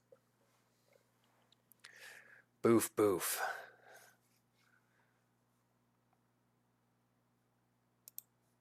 Okay, what do you do?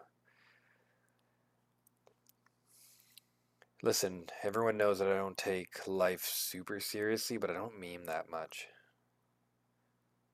A random troop that died this game. I wonder who it's going to be. Go Gadget Koturg bikes. Let's try a little bigger next time. Oh, wait a minute. Go Gadget Meldon Squad. Go Gadget. Ooh, there we go. We're just going to completely crush this bot's hopes, dreams. Yeah, Void's pretty good in Erlen A. I've even got I've got a sparring mate of mine doing Lucius, um, which is really helpful because I'm not doing as much Lucius right now, and he's running Void engagement instead of Lecticio, and it's great. Even if it's less odds to hit a tactic as Erlen would, because I know my Lucius deck doesn't play as many tactics as you do, but it's still good. And right now, it's not like I want to give Garo that extra card, you know? Like, I'll draw one less. Like, I often have extra cards at the end of game anyways. So yeah, I'm pretty pleased with it. Let's see what we make. More bikes? Okay, more bikes? Oh boy. Okay. Interesting. Oh, and I've run out of space. Pardon me. I don't even know how to make this sporting. I wish I was facing a loyalist right now. That would make me very happy.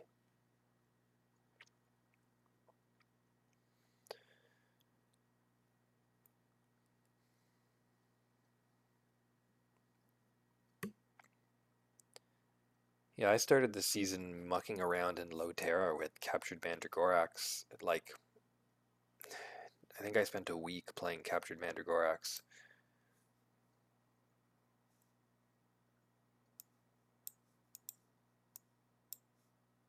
Is there any troop interesting enough? Let's just kill him.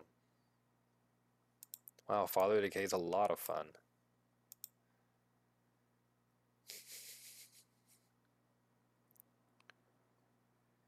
I like anything that gets to act again.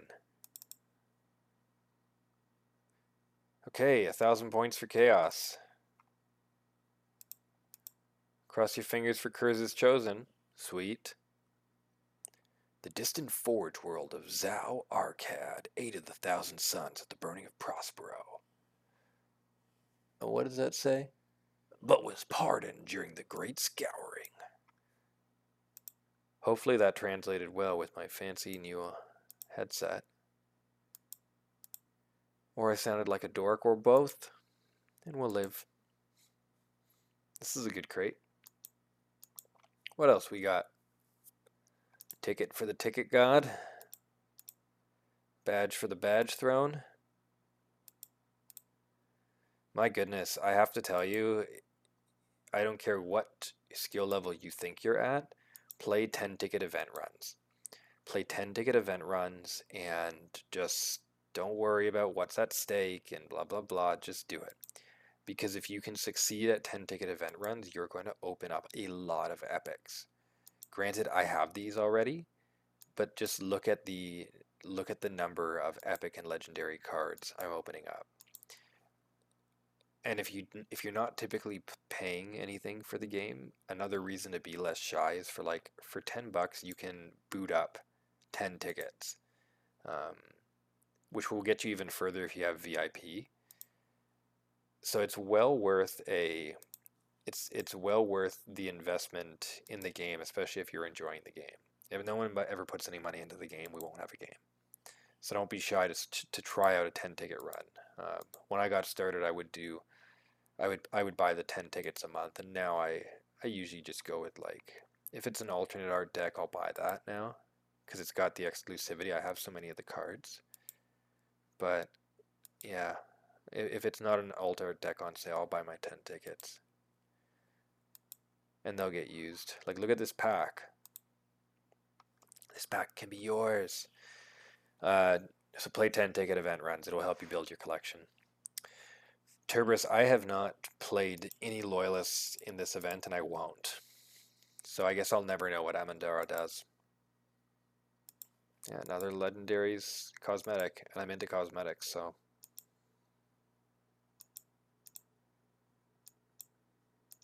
Awesome. I must say, events used to pay out a lot more gold, but I think being more likely to open epics and legendaries that aren't duplicates is pretty good.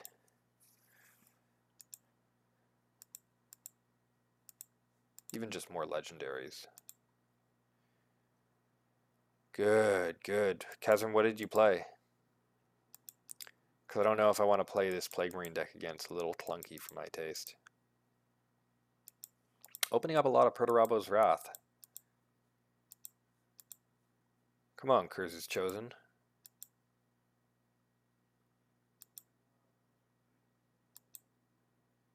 Latrathis. I love this card. Any card that ends in this line, I'm instantly attached to.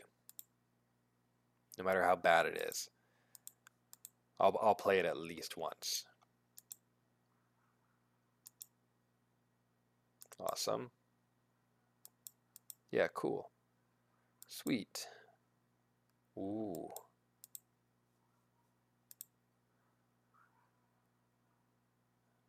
Plague Marines, eh? Is the Lord of the Flies deck actually good? Alright, let's try it. Mephitic Perdition.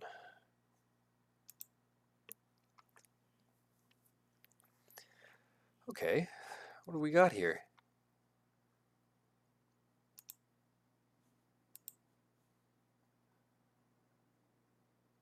More Wall of Bodies. Okay, so removal. We've got Blight Grenade, Crack Grenade, Phosphex Bomb. Just gonna check Mephitic because it's been recommended to me too. Sibilants are very conditional removal. Goldstones are holy smokes. This deck is jammed with removal. And 1 endurance. Fair. All right, so this is the Slayer Lord of Flies we lost to in the event run. So this one seemed pretty good. It's got some bombs. It's got demons. What's Sharp Bones doing?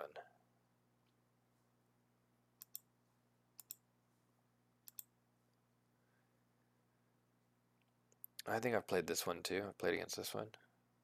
So removal. Seek and Destroy. Good. Phosphic Bombs. A conditional one. This is going to be a disappointing late game draw. Delta Omega. Oh, this is like the mech variant. Every,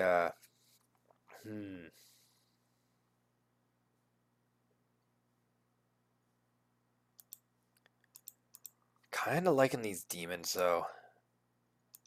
We'll do one with Lord of the Flies, and then I owe another deck testing.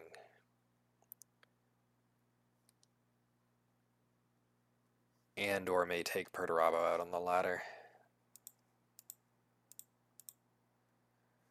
I'm not into Chaos having to fight Chaos, though. Yeah, let it fester. This is cute.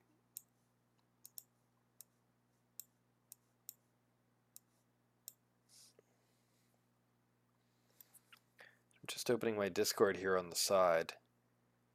And if I have any viewers who aren't on Discord, I'll post the link to that as well. I can speak. I'll post a link to that in the video description, probably tomorrow morning. I don't like to work after dark. Okay, I did Agrash's Conrad last week, so before I do his Captured Mandragorax, I'm going to open up a Fulgrim deck that another viewer is working on. Oh, this kind of sucks.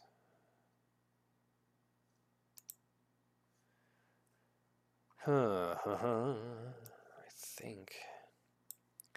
Yeah, like we can't finagle it at this point cost into like a state where we can leech it, unfortunately. Maybe best just to kill it. No, hold on. Let's just test it.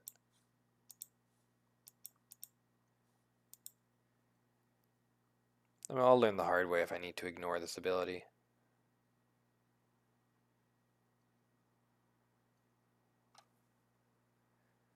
But I feel like these decks with like built-in Warlord life gain have a remarkable amount of resilience. Oh yeah, wow, he didn't even attack. Wild.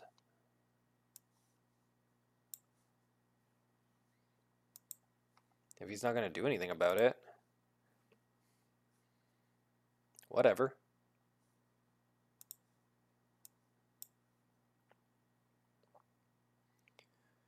Ugh, that's doing something about it. That's so funny.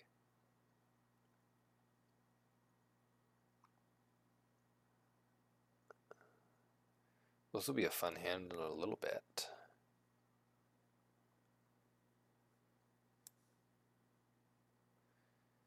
Would the swarm of flies bounce to my hand? Probably.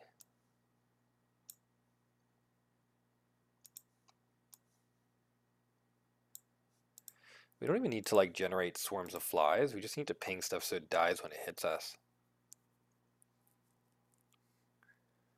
Just being low and slow and lazy still.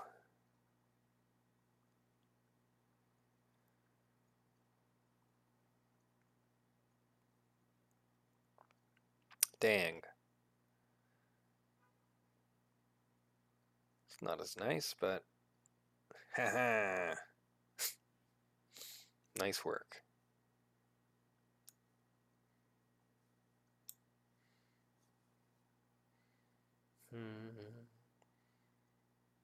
Need more energy.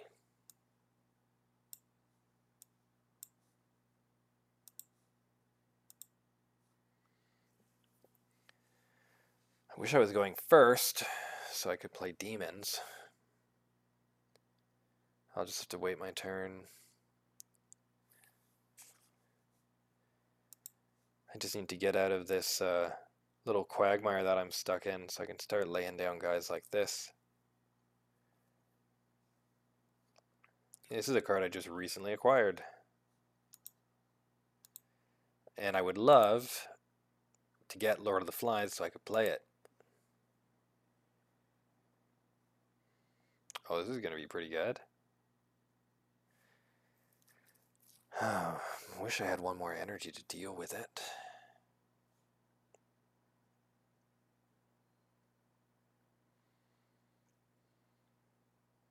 Just gotta grind and grind and grind.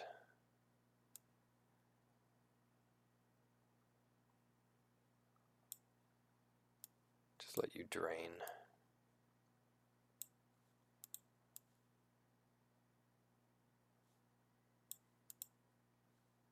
Yeah, you're good.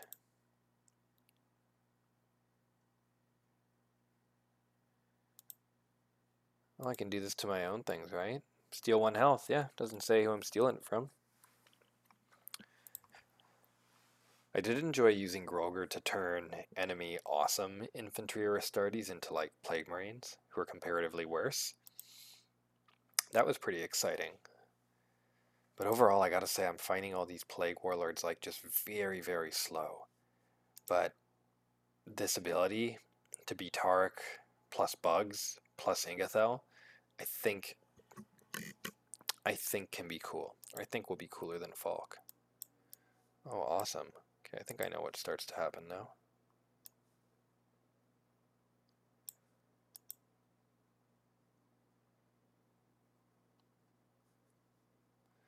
It's a pretty big boy, though. Wonder how I can deal with that. Some bait, maybe. Give me a good tactic. No. No. Little mark of taint of chaos. That's not what I needed.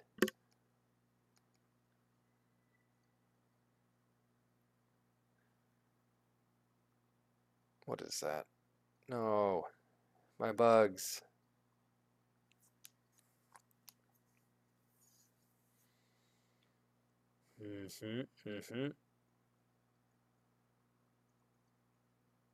Good, good, good. Count them down, Slayer.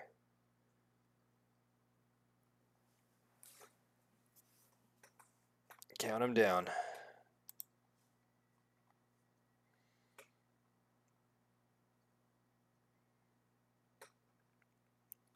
Yeah, and like, obviously not good bait if you don't plan to,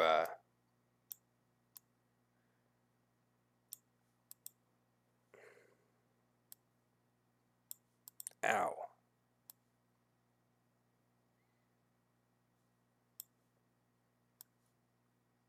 I already ignored, but you're just beastly now.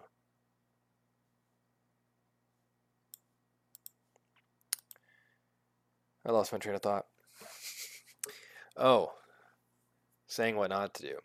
You can put up big troops as bait sometimes, but the way I just did it didn't account for what's actually on the enemy board. So you can't presume that your opponent's going to throw their biggest troop to trade with your biggest troop if they've got live stuff on the board to help, and you have to account for them to have something in their hand, usually. It's very rare for someone to have absolutely no way, at least in the early game, to kill your thing. So you should expect the thing to die, but you should expect it to die disadvantageously. You know, it's hard to find those perfect moments where it's an advantage to it how it goes. Oh, sleep cheap Slayer. Cool. Sweet. Well, hopefully he doesn't just like Spectre of Death it.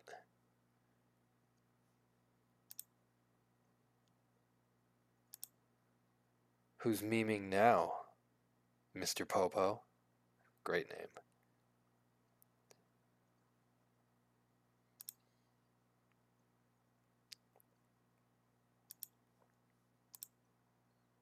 Yeah, look at him. He's like scaly. He's chitinous.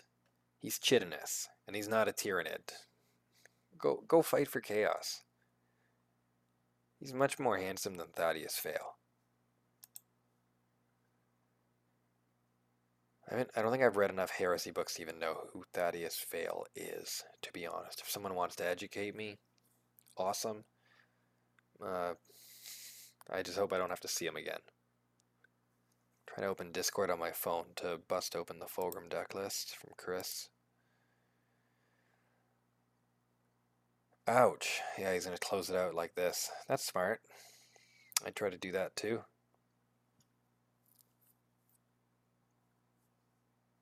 That was handy.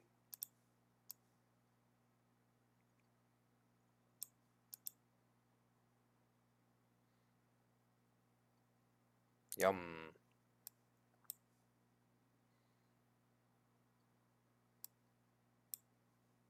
Sweet. This is pretty cool. Slayer Worlds is a card I do not have, unfortunately. I've got the Fulgrim list out. So we'll fix that up in a sec. We'll run that on practice too. And then, nice finish. Sweet. That was fun. Has the meter moved? Yeah, it's not going to move if we're just fighting each other.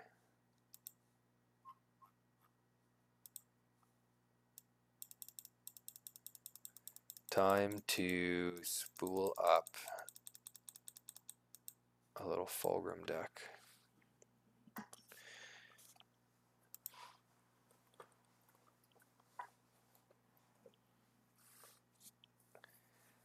Yeah, he might have killed me in Terberus, but he might have killed me.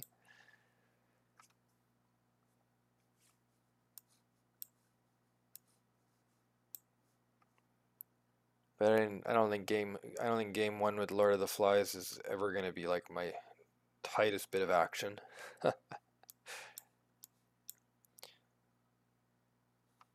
Okay, just gonna add the cards as I see them here quickly.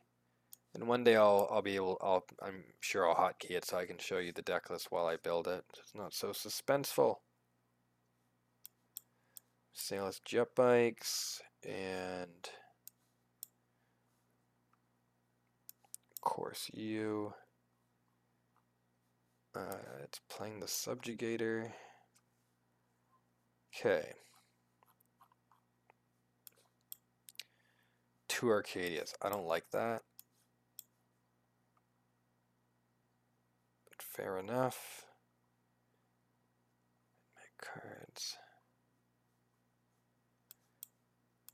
These are interesting cards that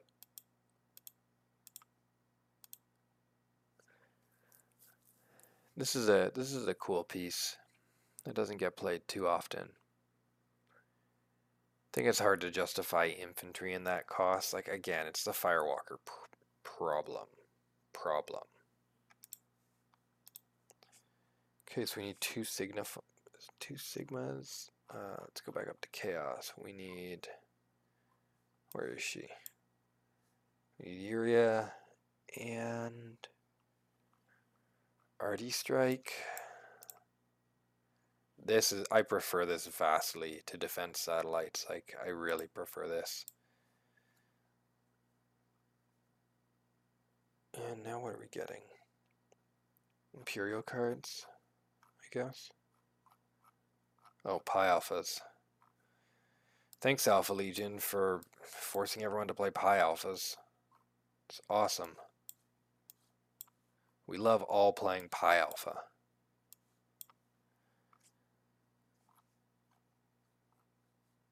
Walkers. Wow, this is very mid-rangey. I'm into that. The hell am I missing, though? Jubak himself.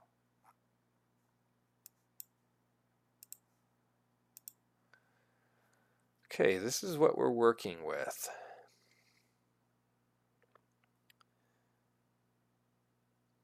I don't see... Wait, did I do this right? What did I miss? This has For the Emperor in it. 2 Tactical Brilliance, yes. 2 Arcadius, yes. Ambassador Malgator, yes. 2 Sovereign Squad, Jubak. 2 Abandoned Supplies, 1 Goldstone Hunters. 1 Skitarii Protector. Oops. It's obviously, as you can tell, it's missing some of the staples that are usually in a lot of Emperor's Children decks, but we're trying something different. Sometimes it seems like, you know, there's simply no reason to play something outside of the mold. And sometimes that's completely the case, but you don't really know until you run it through a test. I'm not wild about like double Arcadius with no Unbreakable Focus.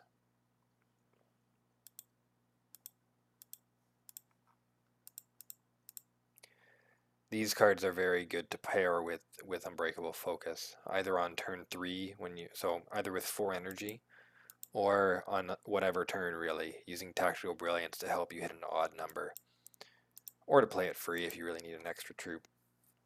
Because with a perfect, where is it?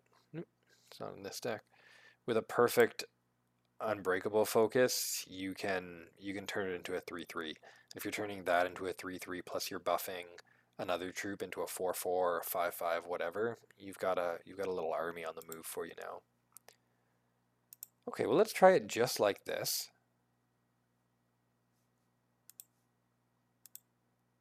And let's see what happens.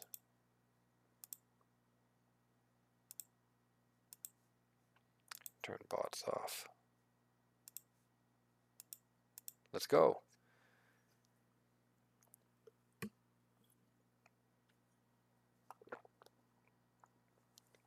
Yeah, so as you've noticed, it's not playing any of the perfection troops. It's trying to muck about with some different things. This is not the Changers deck. Changers Fulgrim is not... I mean, I don't know if it's still viable. Like, Changers Fulgrim wasn't quite the same when Changers got toned down. So, especially now that even his initiative has changed, I don't think Changers is going to be... I don't think it's going to be viable.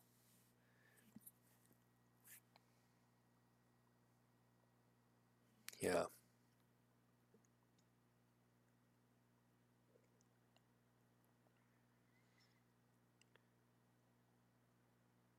Might be a quiet night for the game with all these bots.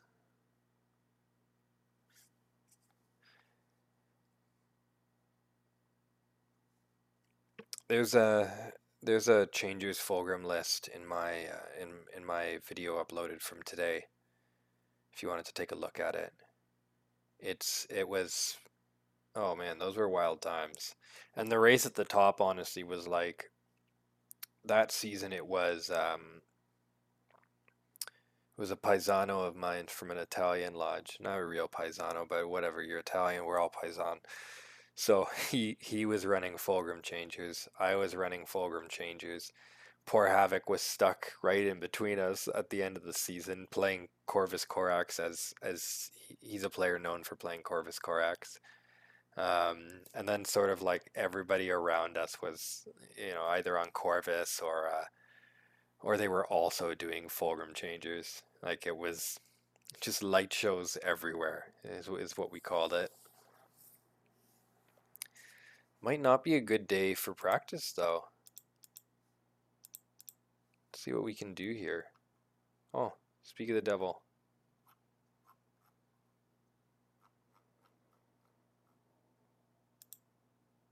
Let's see if he's around.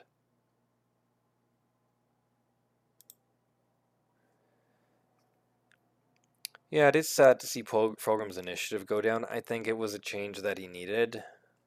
I'm a little less pleased about about his whispers changed.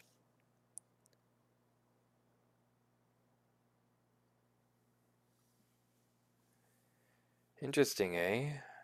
Bots between rounds 9 and 11 conspiracy. Yeah, for sure, it could be possible.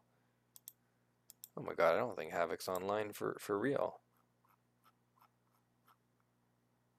Okay, you know what I'm gonna do then? Let's see.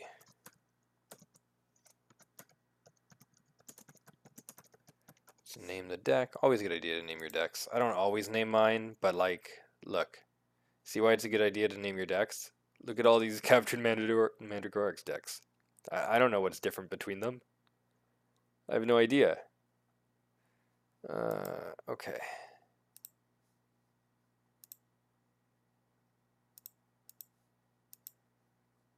And honestly, I'm behind this season, so if I have to eat some bots, I'll eat some bots. Ah, here he is.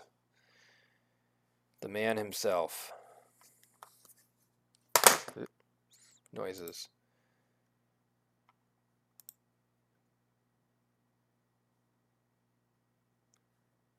Our enemy. Nathaniel Garro, captain of the 7th Company.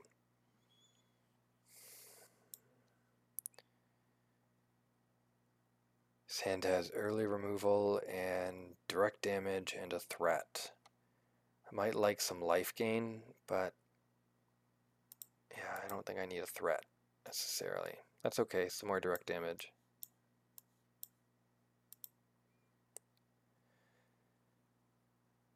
It's definitely a lot of times I've had value out of playing the Tyranthicos veterans against Garro, but it's also a card that is frequently just it just sits dead in your hand because you're too busy playing catch up. So if we draw into it, fine. My rule of thumb for this deck's been to start with removal, draw into the threats, because we're already behind the energy curve, we're low initiative. Yeah. We're slow. Oh, there's some life gain. That's good.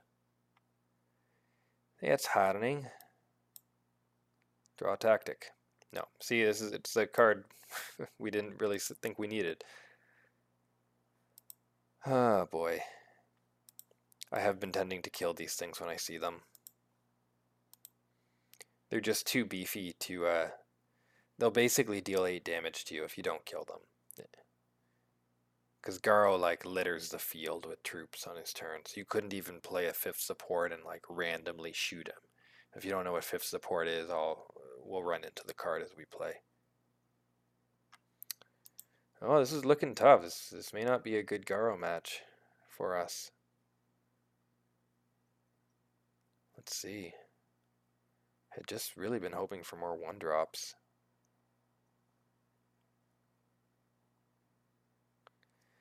We need more energy.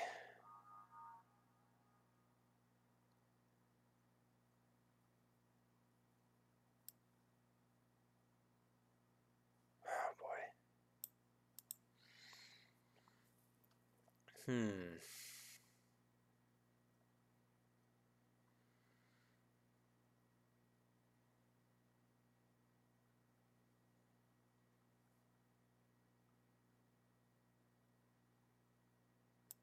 I think I need to preserve some energy, some life here.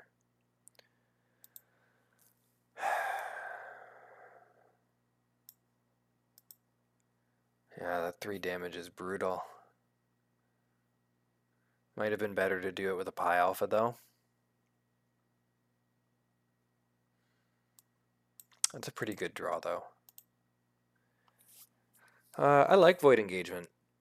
I like it quite a bit. I think people are going to be shoving it into like anything they can. That's just what tends to happen sometimes with new cards. But um, yeah, I think there's going to be some decks that will benefit more from having Void than having Lectitio. That's my perspective.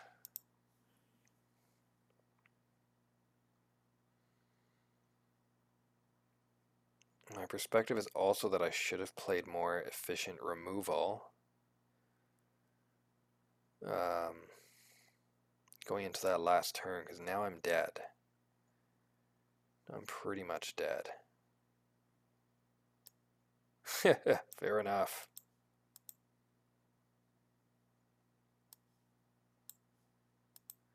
Yeah, or killed that guy.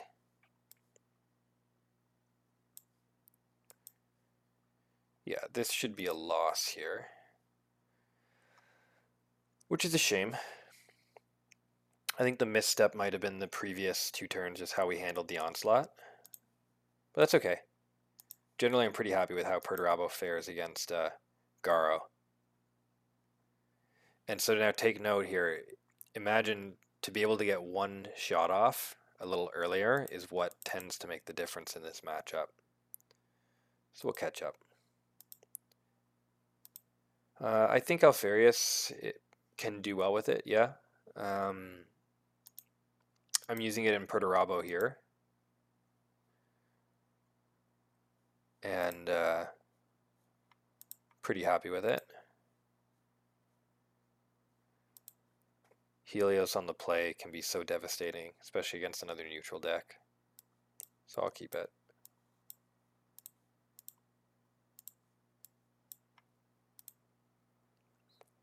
I've got a sparring mate, as I've mentioned before, who's testing Void Engagement in Lucius, and it's doing well there. I think any deck that is playing really aggressively might benefit more from Void Engagement than Lectitio, unless you're a deck like Garo's, for example, that it's not only troop heavy, but you're running out of steam. You want to reload your hand. And you don't care. The timeline's so short in those games that you don't care if, like, who cares whether your opponent draws a card or not. They probably won't get to play it. But Lord knows Alfarius loves to play his,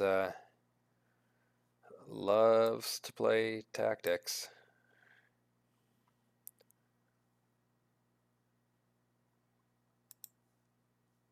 It's kind of spoiler for for the next video that's coming out, because we've been running Perturabo and pretty happy with him, and ready to let the deck list out for in time for May. So if Garo's still like hot stuff, it can be a little bit more measured.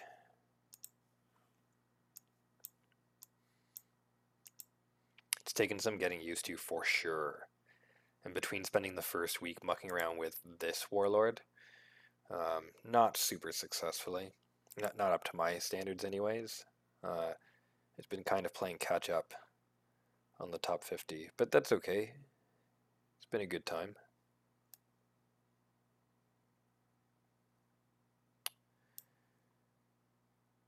just want you dead.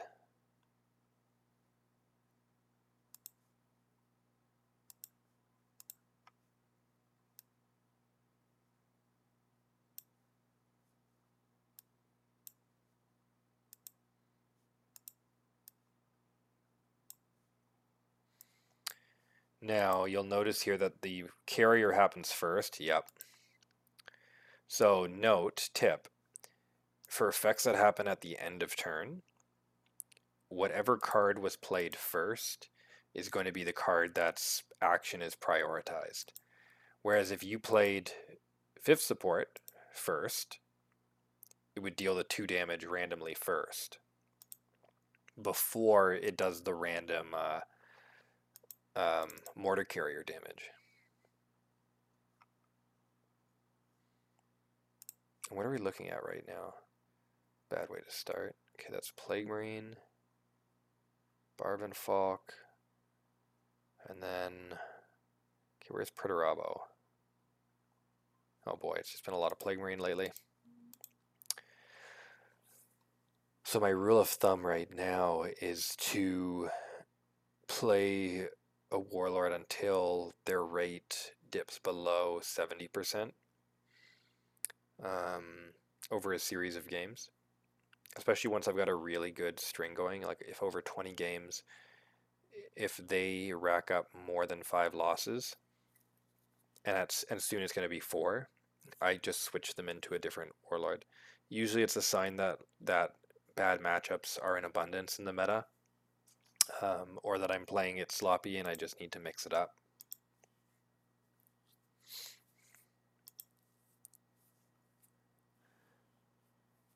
I've run into this user a couple times now. He's fun to play.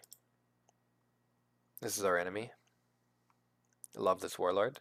Don't play him myself, but I'm into him.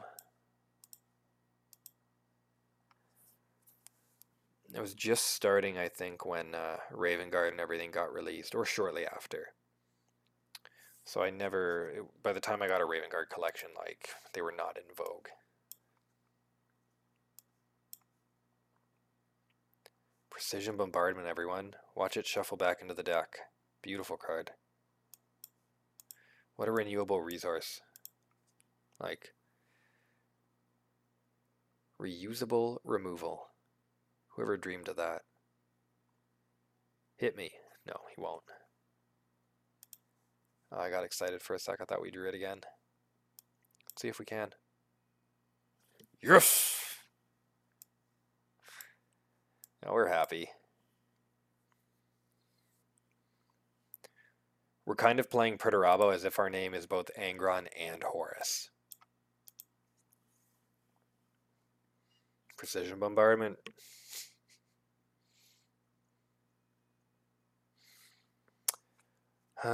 Still tossing and turning over that Garo game. I feel like I feel like it was not a perfect game, which makes me sad.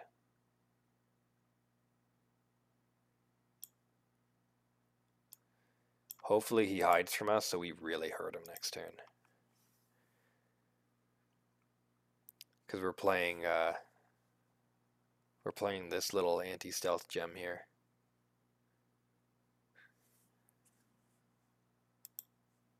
Beautiful. It just gets better.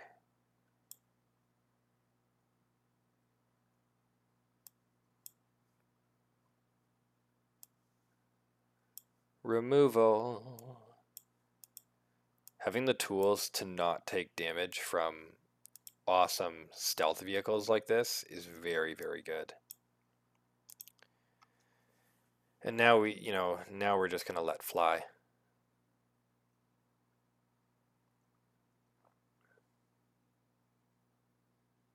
Yeah. Now count lethal. Whoever counts to lethal first gets a high five. I'll let you know when I get prize support.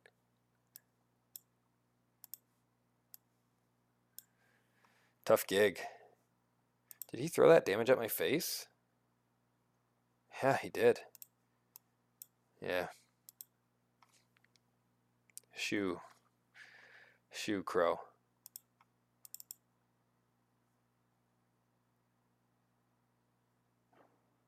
more.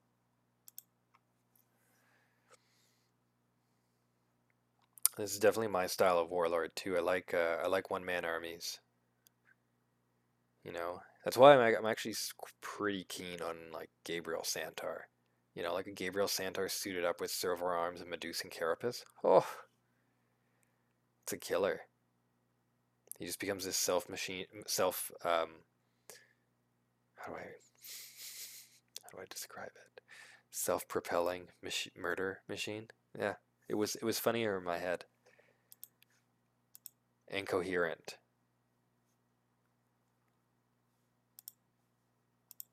Our enemy, Karnbot.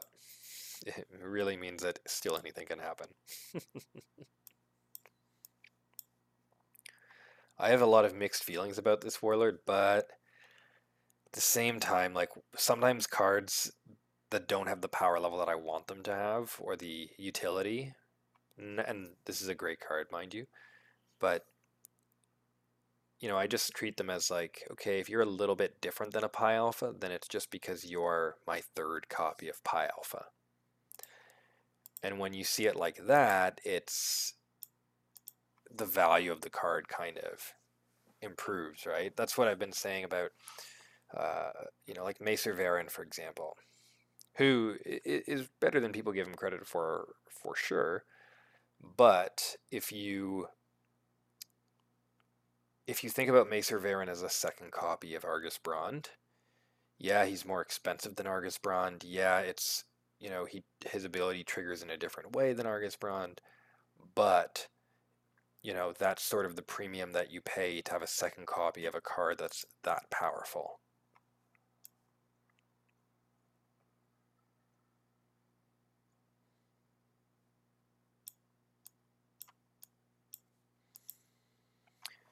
What we want to do here is just get ourselves to the point where we've got enough energy to like maintain the board and blast face.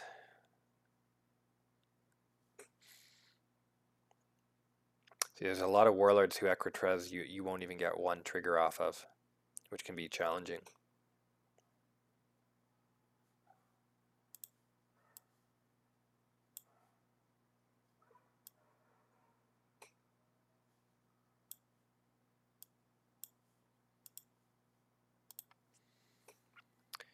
Double Servo Santor, like, it's tough, but at the same time, if he's double servoed you, he must be doing something right. You know, like he must have some relative control over what's going on in the board state, because it's not every day that you can spend 2 turns doing nothing to just strap like a metal arm on your back. You know? It's kind of where my head's at. Can't kill you this turn, that makes me sad.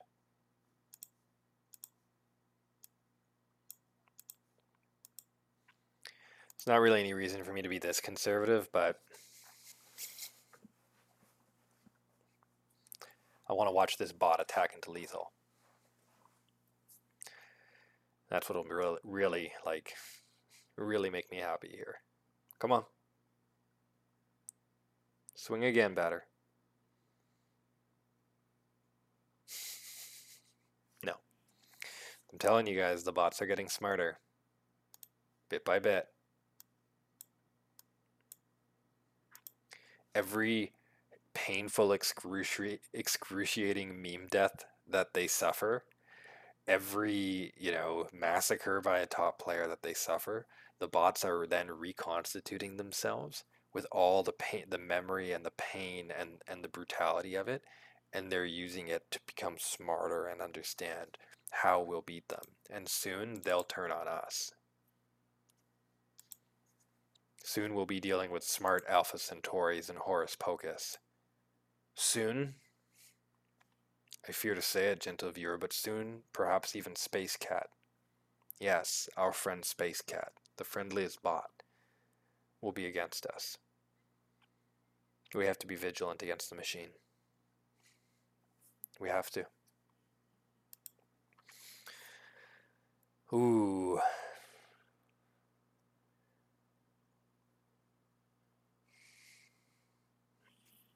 This is not ideally who Perturabo wants to be bumping heads with. It's total lockdown. But let's try.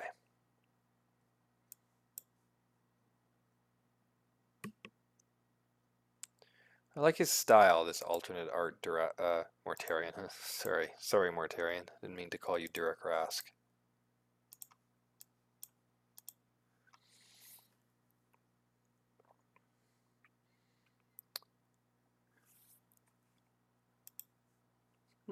Things.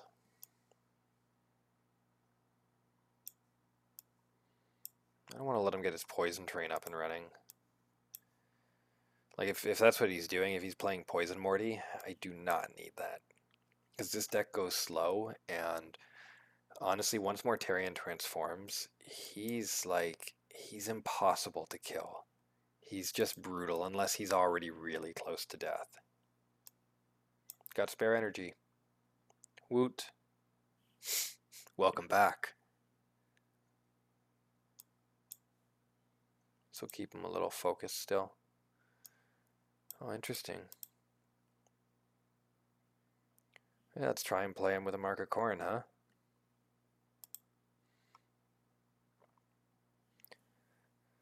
No poison. Oh, speak of the devil.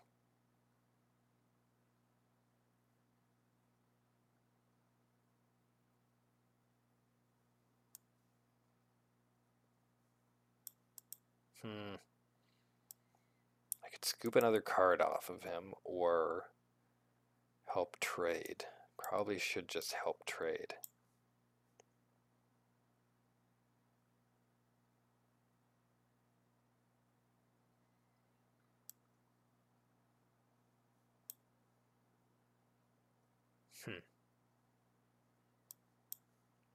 Hey, if I bait out an endurance, I'm happy.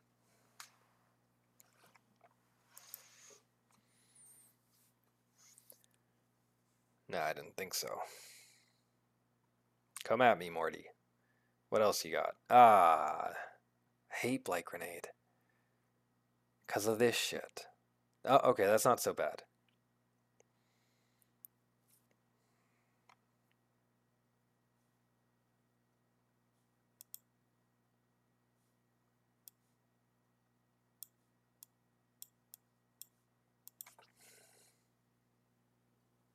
Good, good. I tell you true that with enough faith in the primordial truth and the power of the dark gods, any RNG is possible.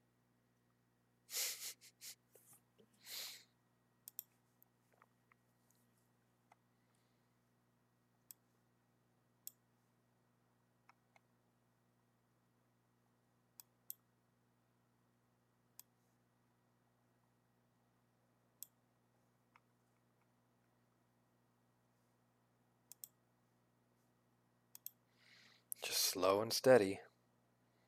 I think he's hit 2 poison triggers now, I want to say. Or 3? Is what my secret to top 5ing.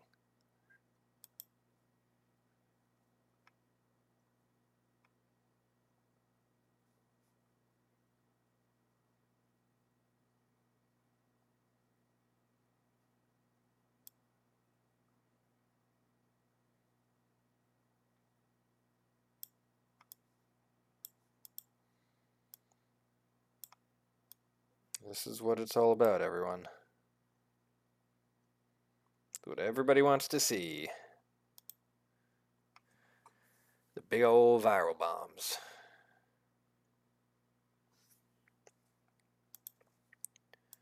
And yeah, it's totally an attrition tactic, but that's okay when we have the kind of reach that the Iron Warriors do in terms of damage.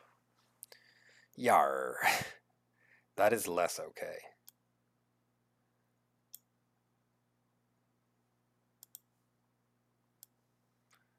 It is far less okay.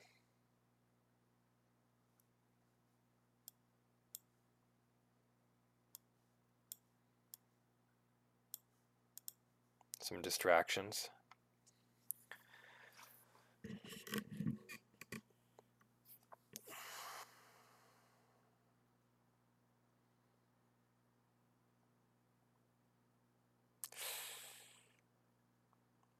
Death Guard is like... Death Guard's... not Death Guard. What are these damn Terminators called? Death Shrouds, excuse me. They are super challenging to deal with. Because he will just lay him out so that he's the only one there. Jeez. I just don't have enough damage and I don't have enough action. I'm kind of in a bad place. Which isn't the worst feeling in the world because I accept... You know, I accept with this sort of deck. It's like playing Angron and running into Mortarion. It's not good for you. Oh boy. Second Endurance? That should do the trick. Really, man? Oh, hey, Ambassador Melgator.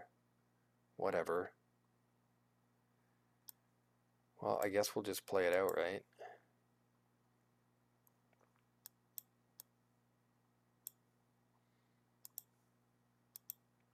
These are just desperate plays at this point. Like we're too far behind and we're just too hurt to reasonably make a catch up.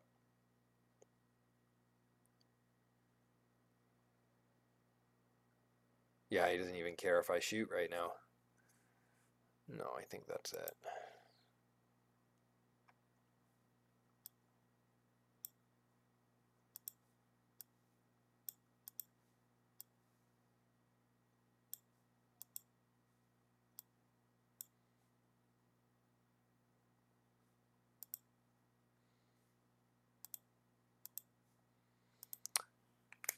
Rough.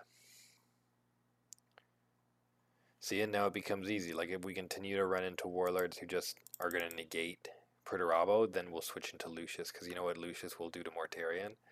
Like, he'll eat him alive.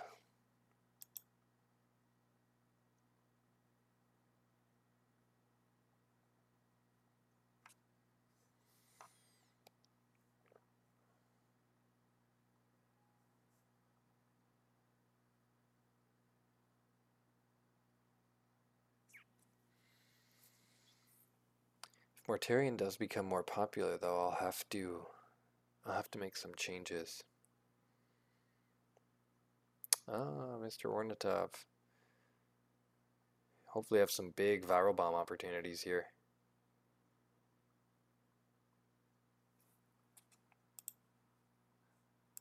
Speak of the devil, Mr. Alpha Centauri.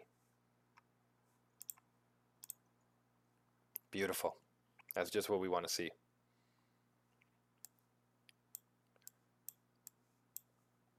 Yeah, and Perturabo's got through. He's won both his games in both rounds of the Legends tournament. So round one, he probably should have just killed that, but that's fine. More fuel for the viral bombs. Yeah, round. Pardon me. I'm gonna eat in about a half an hour. I think. My belly's grumbling. I hope we had fun with the new sound though.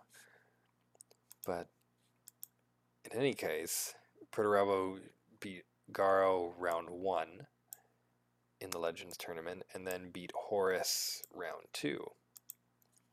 So I'm pretty happy with him. I was sad I couldn't just showcase a win against Garo, but Garo we were considering at this point to be a good matchup. So it will be nice to see if releasing the Perturabo deck as May approaches will actually prove him to be anyways popular. We'll see. Honestly, I'm pretty up for like just a massive viral bombs, I think. So I'll let these things live and gain some life. Viral bombs is like... Viral bombs can do an insane amount of damage. You just need to make sure that you have some gap advantageous to you. You just need more health than your opponent.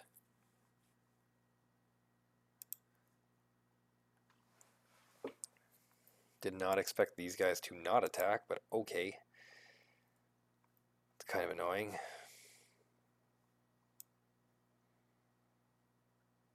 But I guess we'll all take some damage here.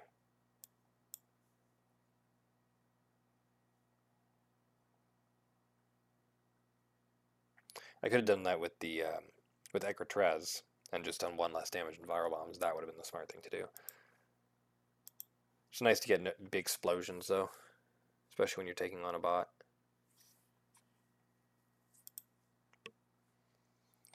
Yes, yes, it shall be a front line.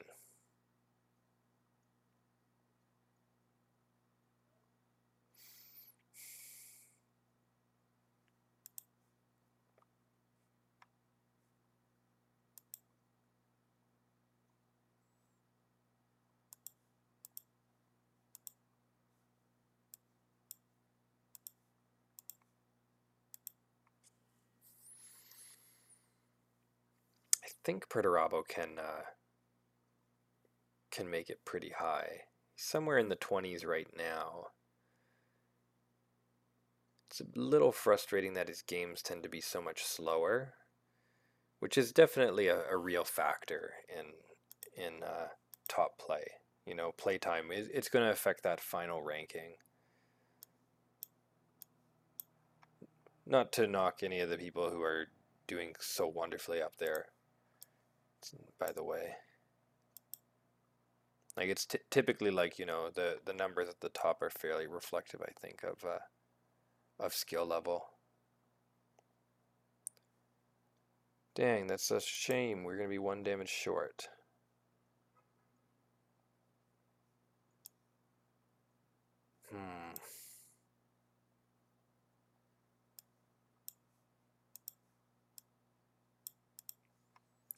Let's just get there. If it's a lot of bots, I'll probably open up Lucius too. Just because he'll at least he'll just mow through them faster. He won't bork around like Perturabo is right now.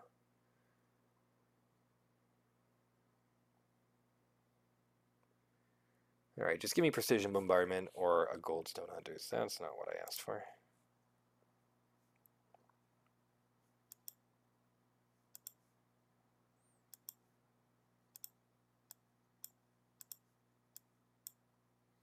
Yeah, but this deck can do that.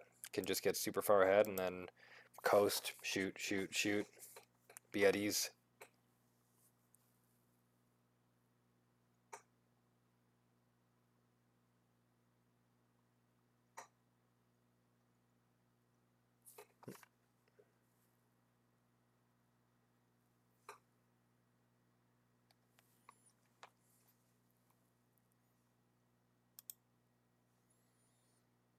Okay, let me kill you now.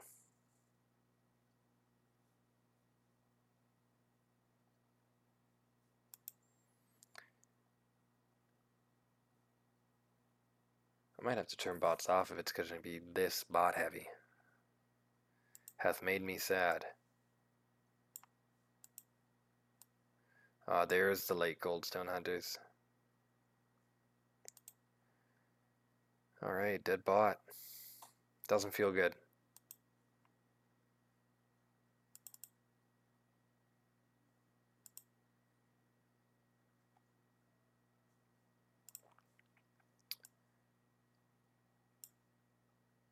Let's keep pushing it.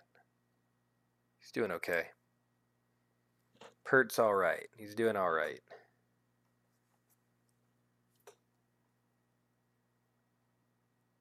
Did not get to quite playtest everything we wanted tonight, and I don't think we will in the next half hour. But that's okay. Oh, well, well, well, if it isn't my buddy Erlen.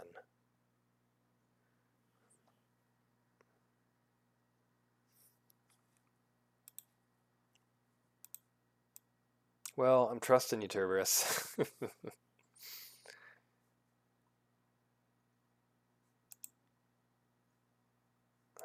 You're gonna be good later.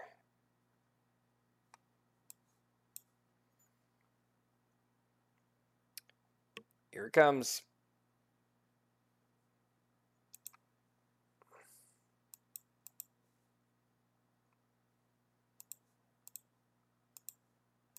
This tends to be a pretty good matchup, but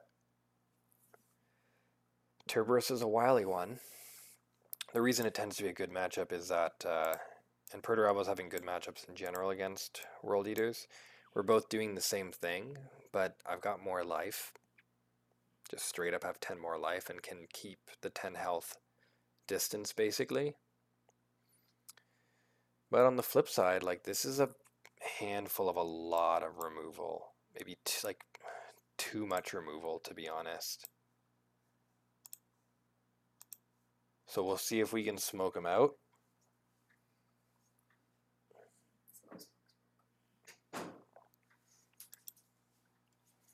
Oh, interesting.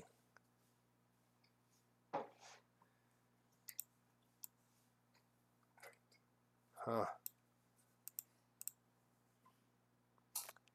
This has been pretty brutal in the past. Might be wise to just be rid of it. Because I feel like the returns on damage that it's going to have otherwise can be pretty nasty. So I'll take a turn to kill it.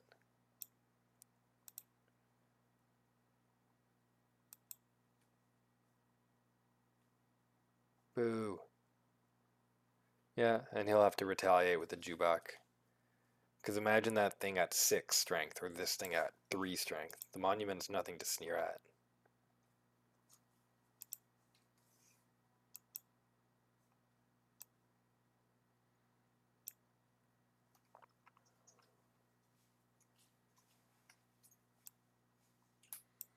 No, he doesn't need that. Playing no survivors, like what's going on?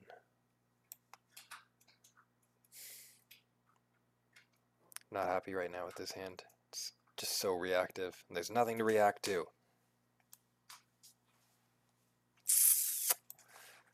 Chill. Just chill, Perturabo. Take the 1 damage, it's fine.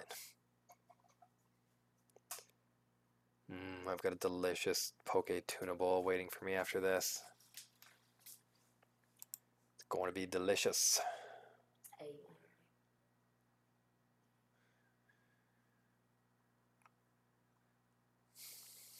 I see what he's trying to do to me. I don't appreciate it. He'll be dealt with.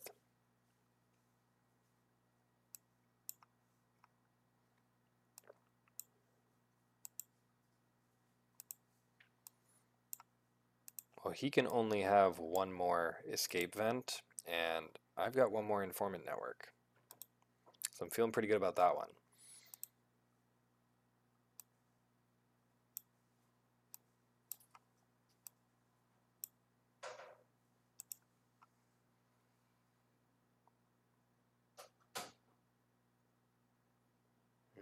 Yeah, he might get pretty buff, though. He just may.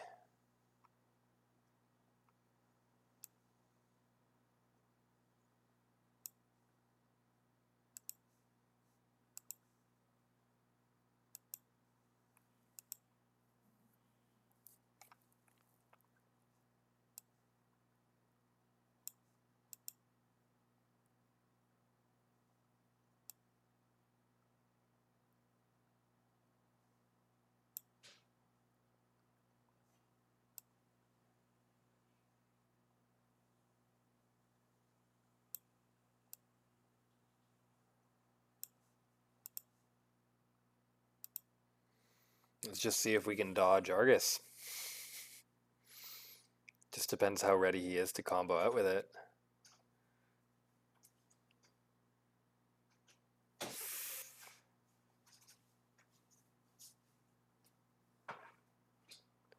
He only needs to deal 3 damage to it. Oh, just damage twice now. Yeah, he could totally pull it off. Oh boy. Eesh, here it comes. Ah, Cerberus. So rude. That was awesome. See? Braun's still good.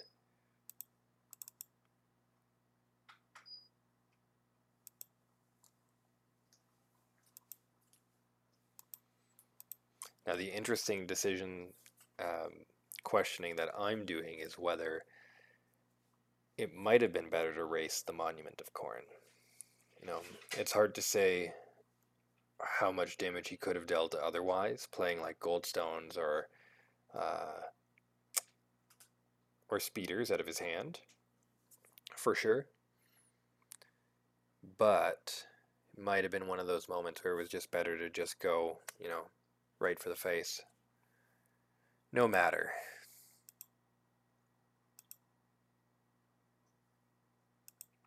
Bummer, another bot.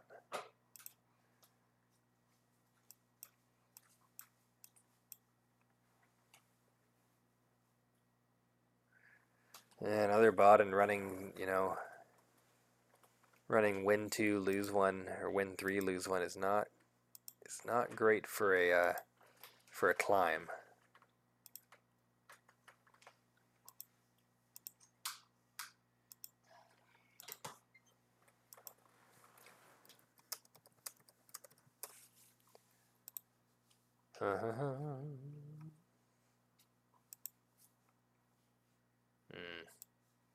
Soon I will go to bed. Soon I will consume the tunable. Commence with my evening ritual. Standing out on the balcony and staring forlornly out at the war-torn wasteland that is this city. My fun evening ritual.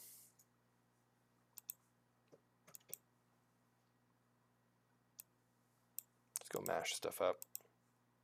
Nice.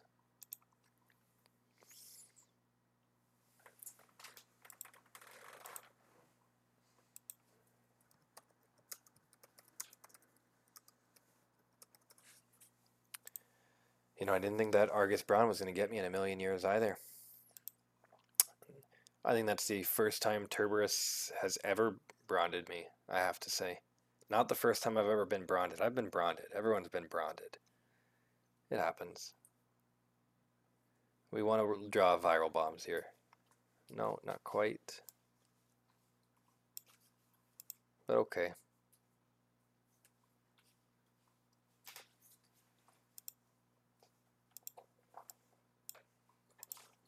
And if we just keep bashing away, we'll be okay.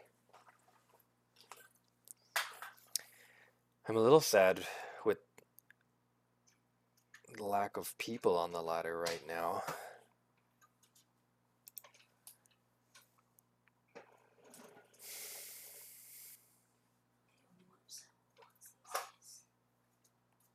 Yuck.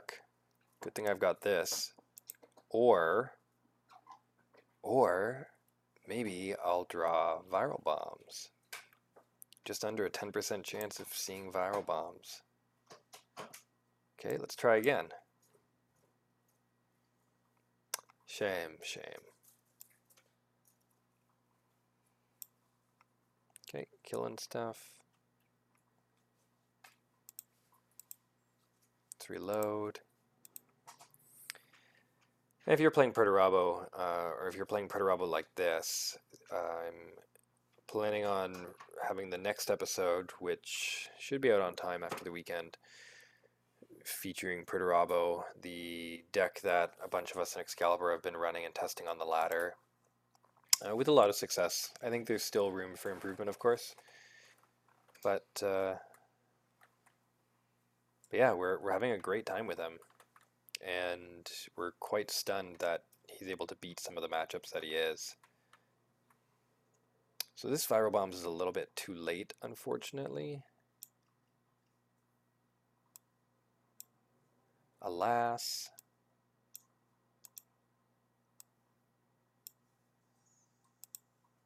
I like to leave Ornitov with some troops, but sometimes you just gotta kill them all.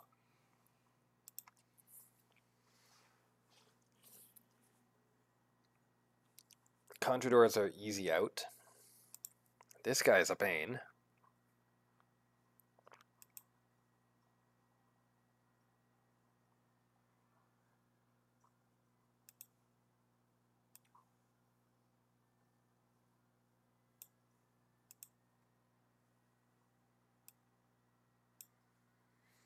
You just gotta keep slow rolling sometimes. Just push on through. Especially decks like Perturabo that like you can set up for an explosive turn, whether you're playing with Bloodthirst or just throwing out buckets of damage. Wow, that's scary.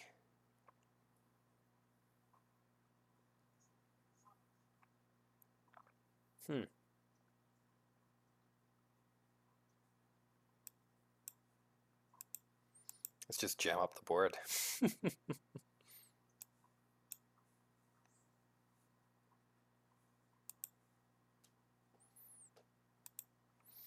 Okay. Don't hit me in the face, alright? No, my beautiful tank. Better than a shot to the face. No, my beautiful troops. Oh, this just got kind of promising, though.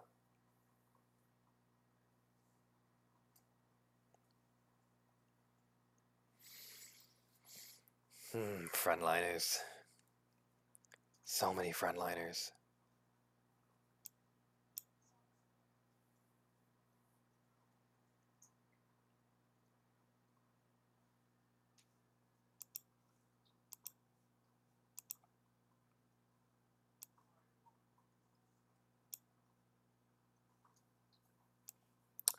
Ah, shame we couldn't hit him in the head with that. Oh, we can do a viral bombs for 5, bring him to 10.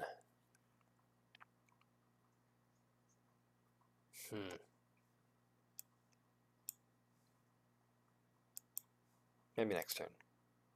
Maybe next turn.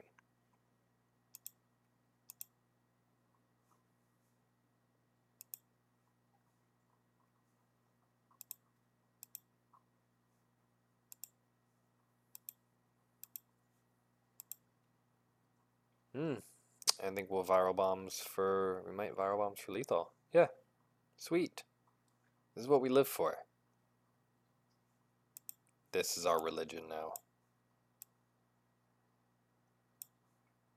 Go. Ah.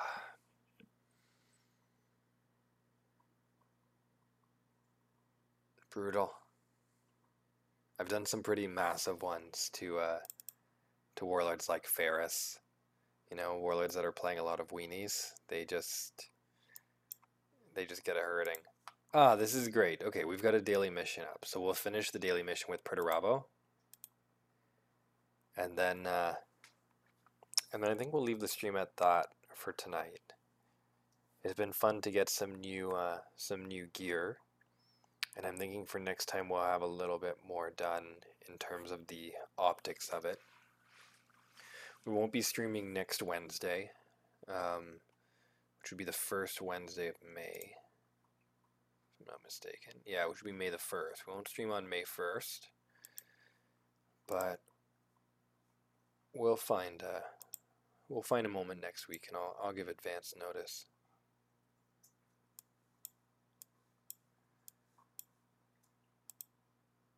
And then I mean, in any case, next week we'll have a Perturabo episode. I've been a little backlogged lately, but should really be fine. And what I'm hoping is that he'll kind of be a new weapon that's taken on en masse to help push back Garo a little. Because despite the unfortunate loss earlier to a good Garo player, he's generally beating Garo. It's a good matchup.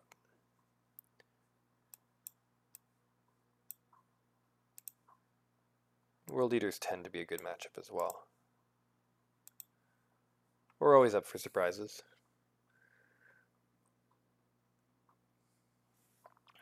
All the same, I think Perturabo is proven himself in my mind. I think he's viable.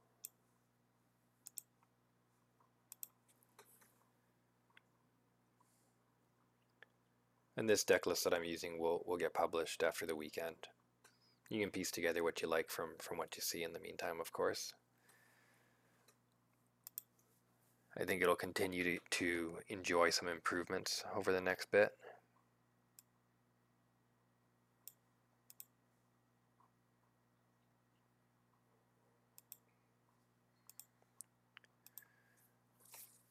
Sucks to leave troops alive up against World Eaters when you know that they're probably just going to play no survivors and steal Marks of Chaos from them. Nope, not today. Okay.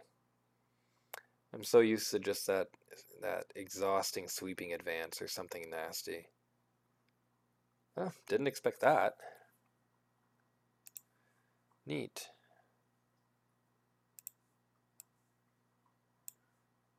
Well, that's for you.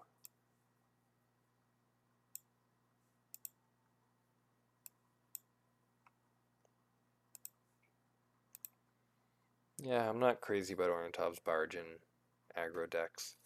I guess it kind of takes focus for a turn, which can be pretty good, because it might help him catch up now. Oh man, it would have been great to have a Goldstone there, of course. Ow. Ouch.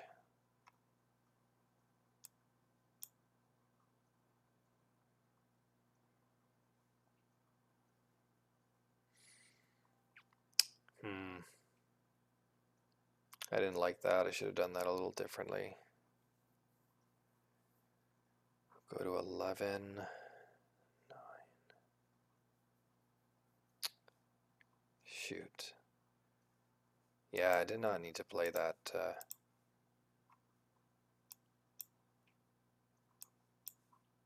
Might not make a difference all the same if he catches me. Possible for him to just have 6 damage. But I haven't seen any sweeping advances yet.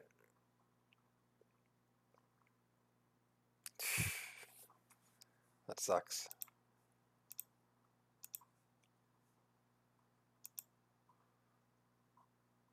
Ow. No. Yeah, this is sort of what the matches with Angron are like. They're pretty close, but he tends to kind of run out of steam and he's not able to reach us.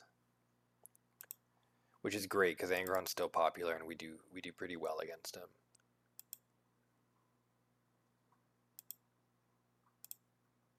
Another one.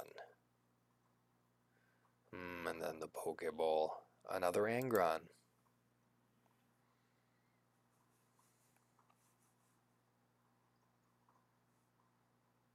Uncle Corn.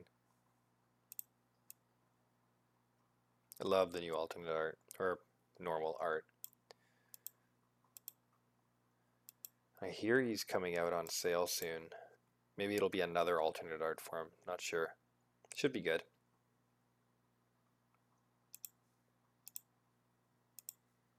This is a pretty well-rounded hand, assuming that this is your typical Gym Boss Angron archetype. Oh my god. Okay, there, I'm emoting. Are you happy?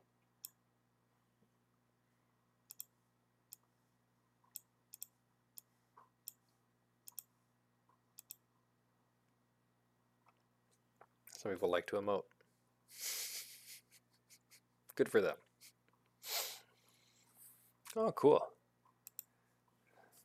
I was running asteroid belts in one of the Mecha Angron builds I was playing for a bit, I think. Sweet.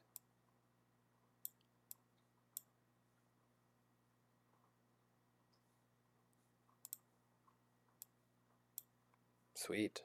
These are good pulls.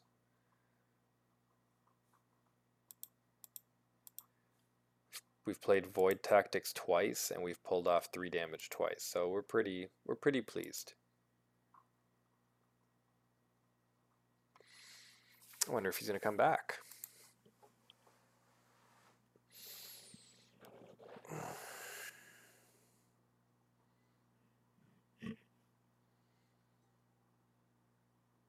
I don't think he's coming back.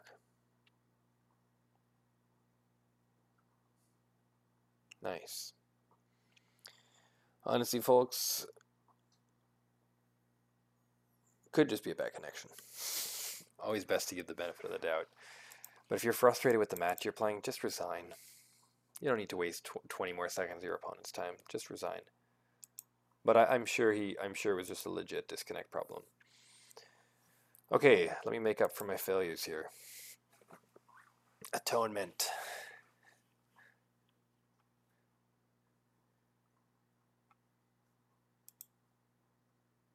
Sweet. We have reach.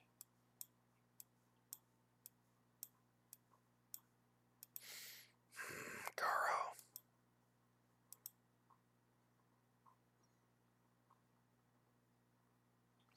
That can sometimes be such a tough early play to counter, this Meldon squad, depending on what your Warlord gets up to. Wow. Technical Servitor is crazy.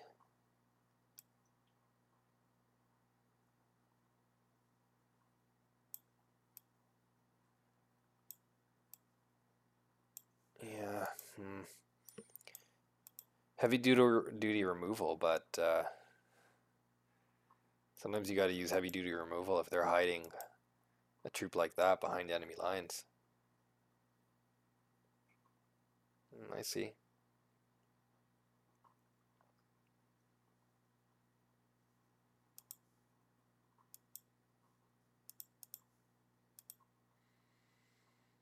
Healing that Meldon squad. Jerk move. Yep, jerk move.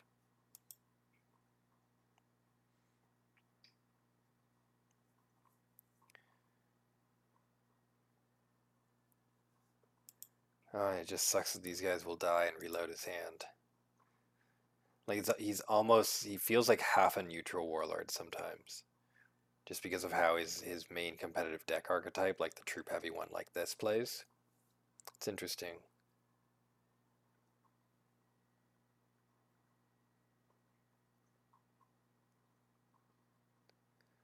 Jeez, it's a lot of goons. Alley-oop.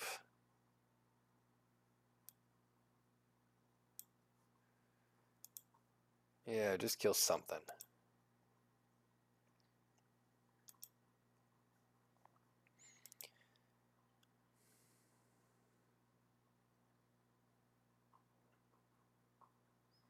Amazing.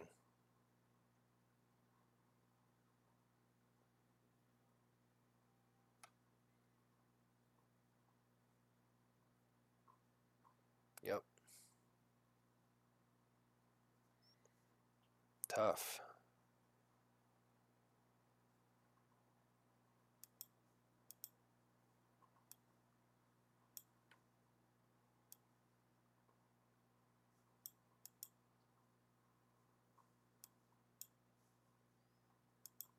Yeah, let's just push them. Sometimes, you know, if you and your opponent are at equivalent health, doing 3 damage to their face is not necessarily the best, like, most efficient thing to do, you know?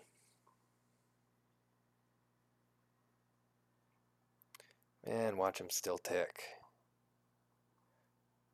Just need a little bit more energy.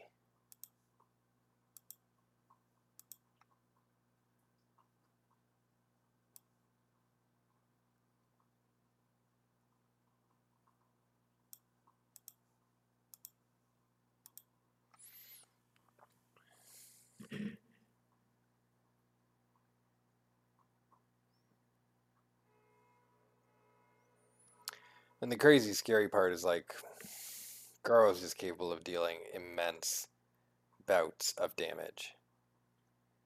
Mostly going to be a question of whether this Garo can get to higher than 13 health.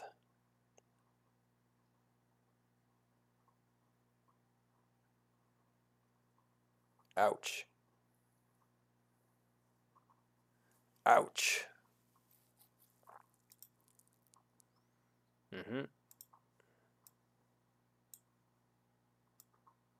Yahoo!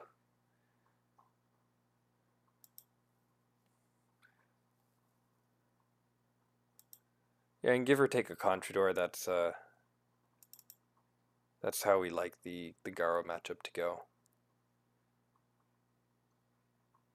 Alright, last one. And right on time. Oh, perfect. Fitting. Let's see if we can score another one against him.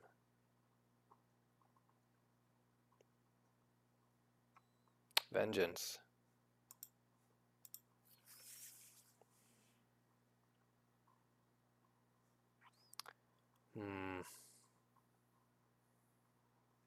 This is a tough hand.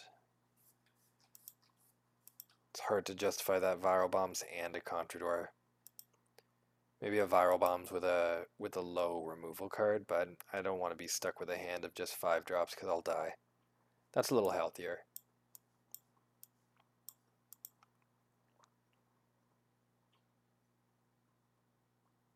Nice spikes.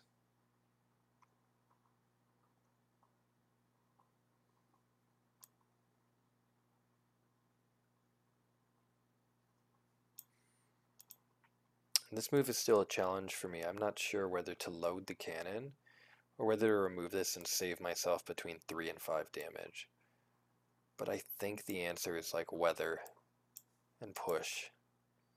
Like while we have a big health gap, we can make the most of that.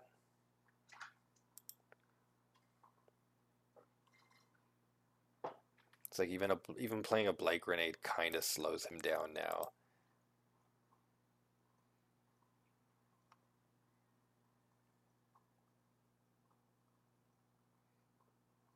Oh, brutal.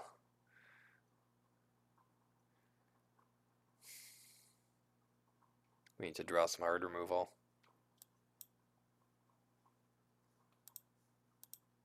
That's bad. That's bad. That's tough to see him so early. Hey. Oh, now he's gonna start hurting us.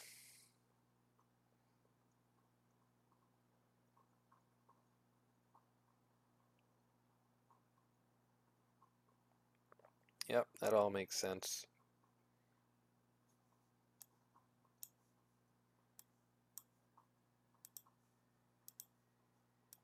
Yeesh. It might have been wiser there to play Equitrez, because he's not on point for endurance yet.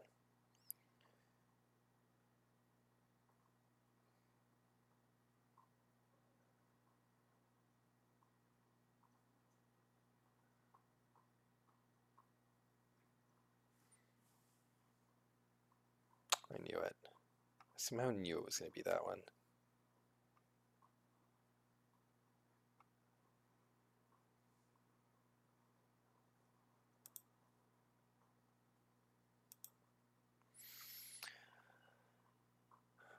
Getting viral bombs for not enough.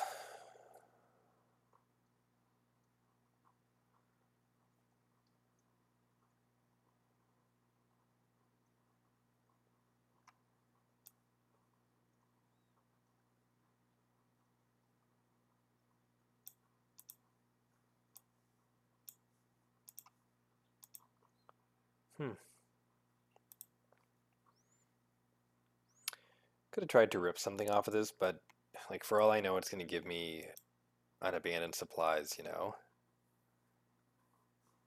And if he's packing enough goldstones, he can definitely reach me.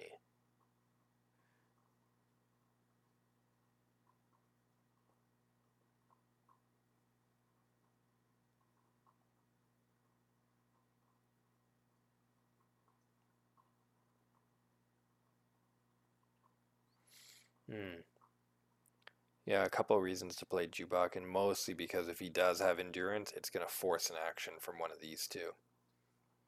Whereas if he has endurance, it's going to leave me just busted out high and dry. So we'll see.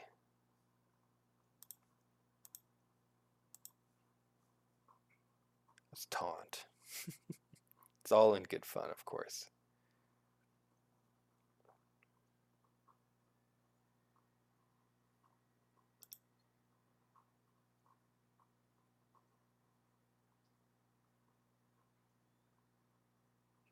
Interesting.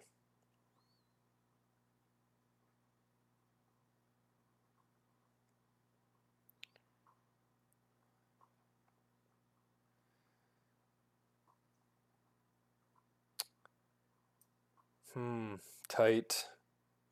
I don't know, guys. You can viral bombs for 5. And then it kind of just depends on what he draws.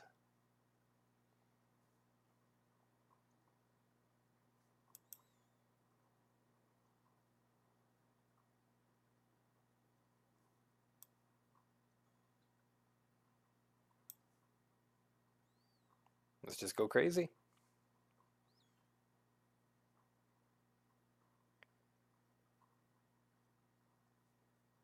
But yeah, you can see how close like how hairy the games get. So he'll need 2 troops or, gold stones or something. Yeah, so he's got the gold stones.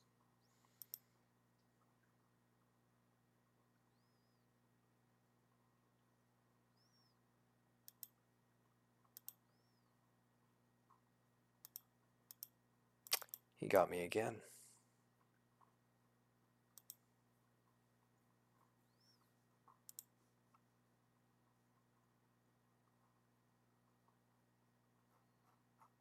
But at least he's just shuffling like us. Shame, shame. I'm trying to prove to you that Perturabo's good against Garo. That's not how to do it.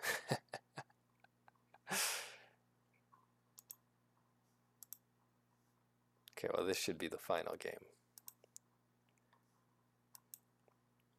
With moderate luck, of course.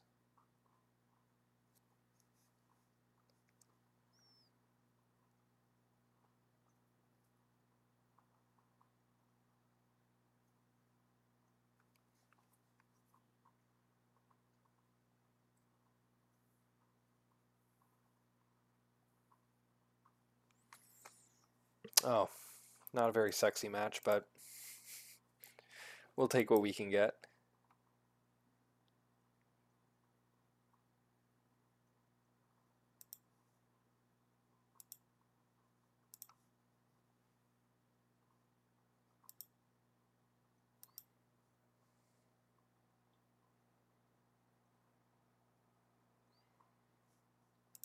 These guys are... I love all these little 3-strength troops in this faction.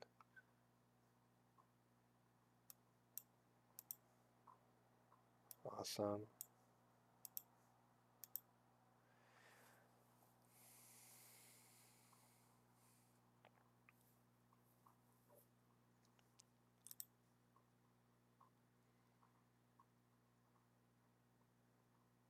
Yikes, that captain was, or that early captain was tough. And definitely evidence that the proper order is really to play Equitrez if you know that he's safe from sweepers. We might have drawn out the informant network earlier, or a different line of play, of course.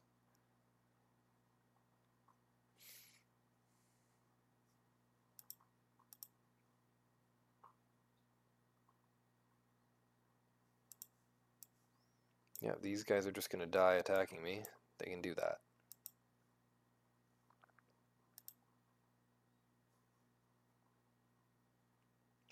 I'll take it. I'll play it if I were Sons of Horus, so sure, I'll play it if I was our own warriors. It's better than most of my troops.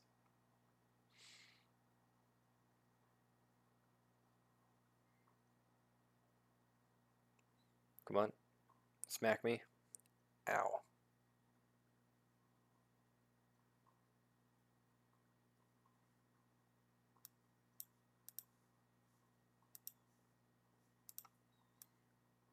Here we can actually just go like...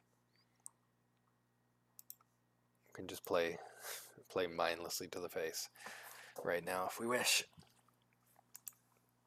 We're in pretty safe territory with this bot. I have no idea where their hand went.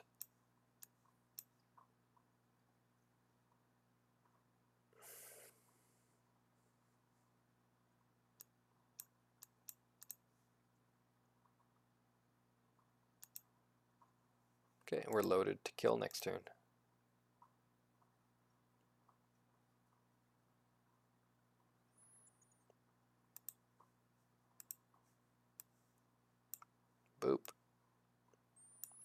Having Contrador with 7 energy and a loaded gun makes it really easy for sure.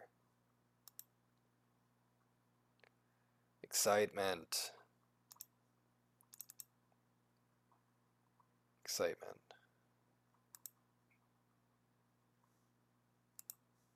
What are we getting from games? Like plus 12? Okay, we're going to do one more.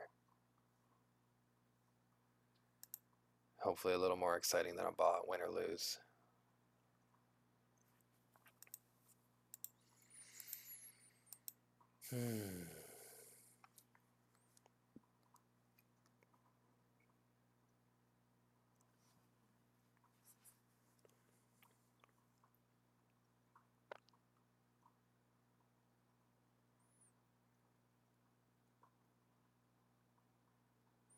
Oh, interesting.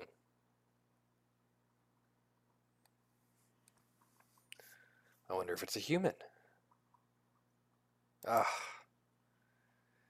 it's a damn bot.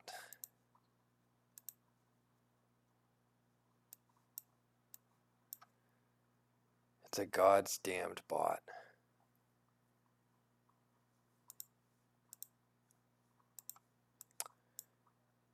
Sad there were no humans on practice to try the Fulgrim deck out, but I will bring that back on the live stream to check it out. Cause I think it could be good.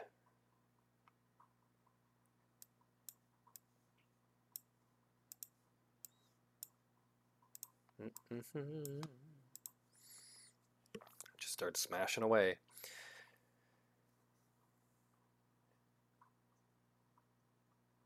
It is very much like Angron when you think about it.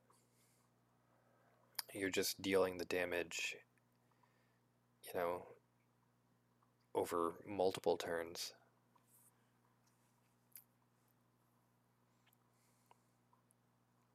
You're just creating a health gap right from your warlord direct.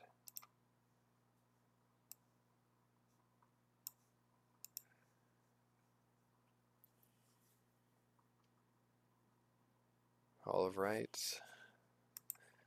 This is good.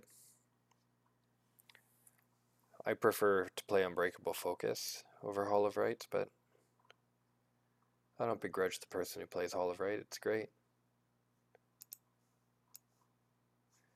Should keep this in store for an Agneman tank. It's good to have this damage. It's hard to go into a deficit against Emperor's Children since they're capable of doing so much in a single turn. Like, look at this now. Yeah. That's crazy. I love Emperor's Children. But yeah, sometimes we have to keep our damage effect up.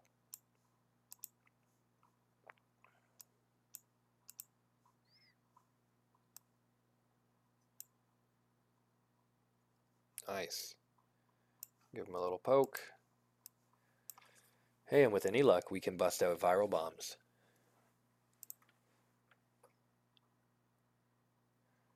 Yeah, it's slow tonight. It's bots, which like, you know, my mistakes are my own, but I like to get into a rhythm just against humans because it's more of a pressure on you. But I don't mind the points right now, to be honest. Helps me catch up for a late start to my ranked season.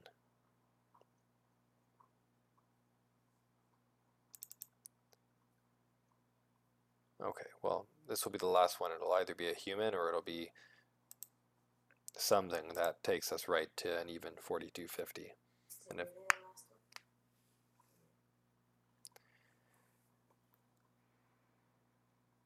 yeah, it'll be a clean ending.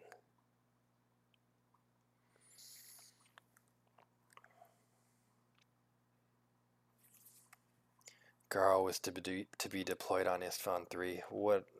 That would have been a wonderful treat if he got deployed on Istvan. Damn, I hate Garo.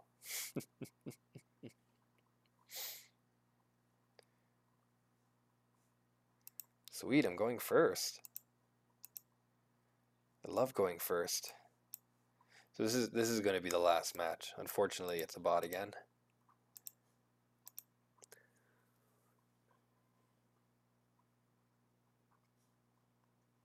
Ow. Unfortunately, it's a bot. I don't want to take 6 damage from that thing.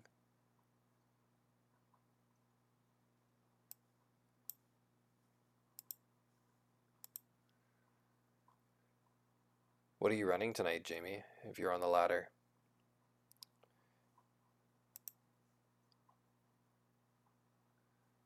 I'd be curious to know.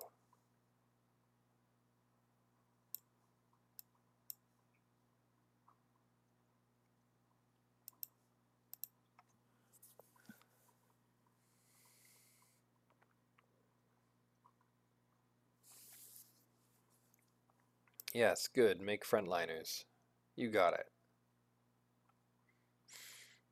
Awesome.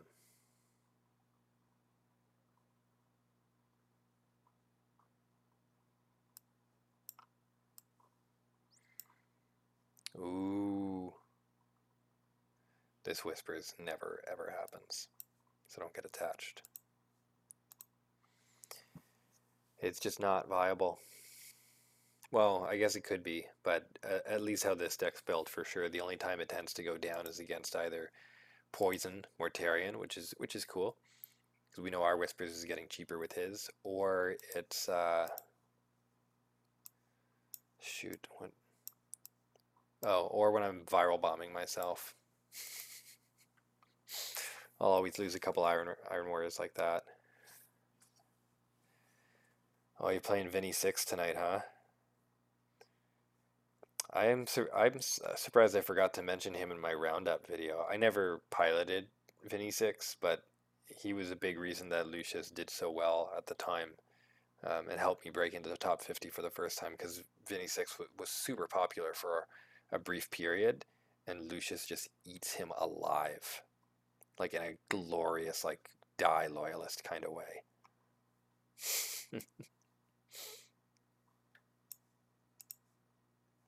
Oh, geez, that's a shame. It's a vehicle. We can't bounce it.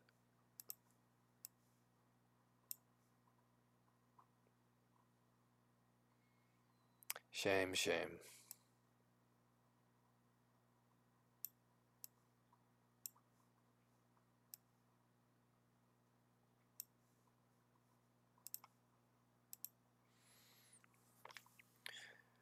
I'm loving my Ras deck in the tournaments right now. Made me very happy in Lodge Wars, and is doing,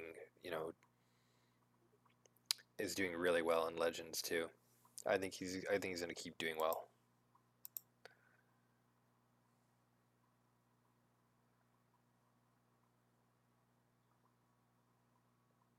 Go on, hit me. Let it end.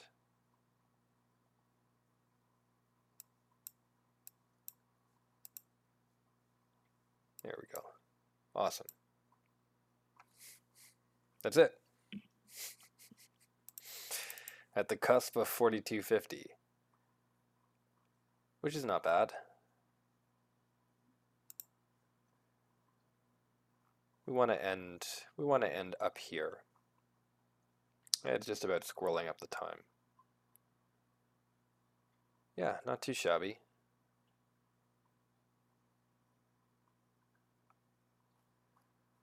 So we're this and good on him. He's made the commitment that he wants the #1 card back, and he's doing what you need to do if you want the #1 card back, which is just like go hard. You have to really go hard.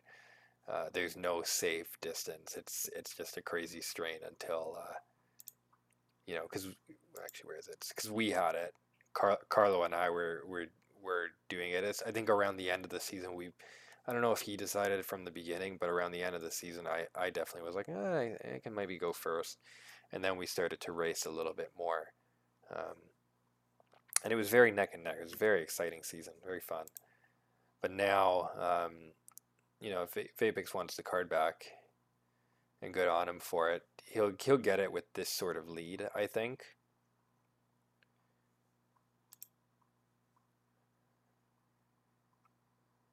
I would think that yeah, I would think that maybe top 10 by the end of the season will be 45 or 4600. So that's the threshold that I'm going for. I'm gonna put Perturabo up there, bring him to about 4600. He's definitely capable of it, but we'll see. We'll see.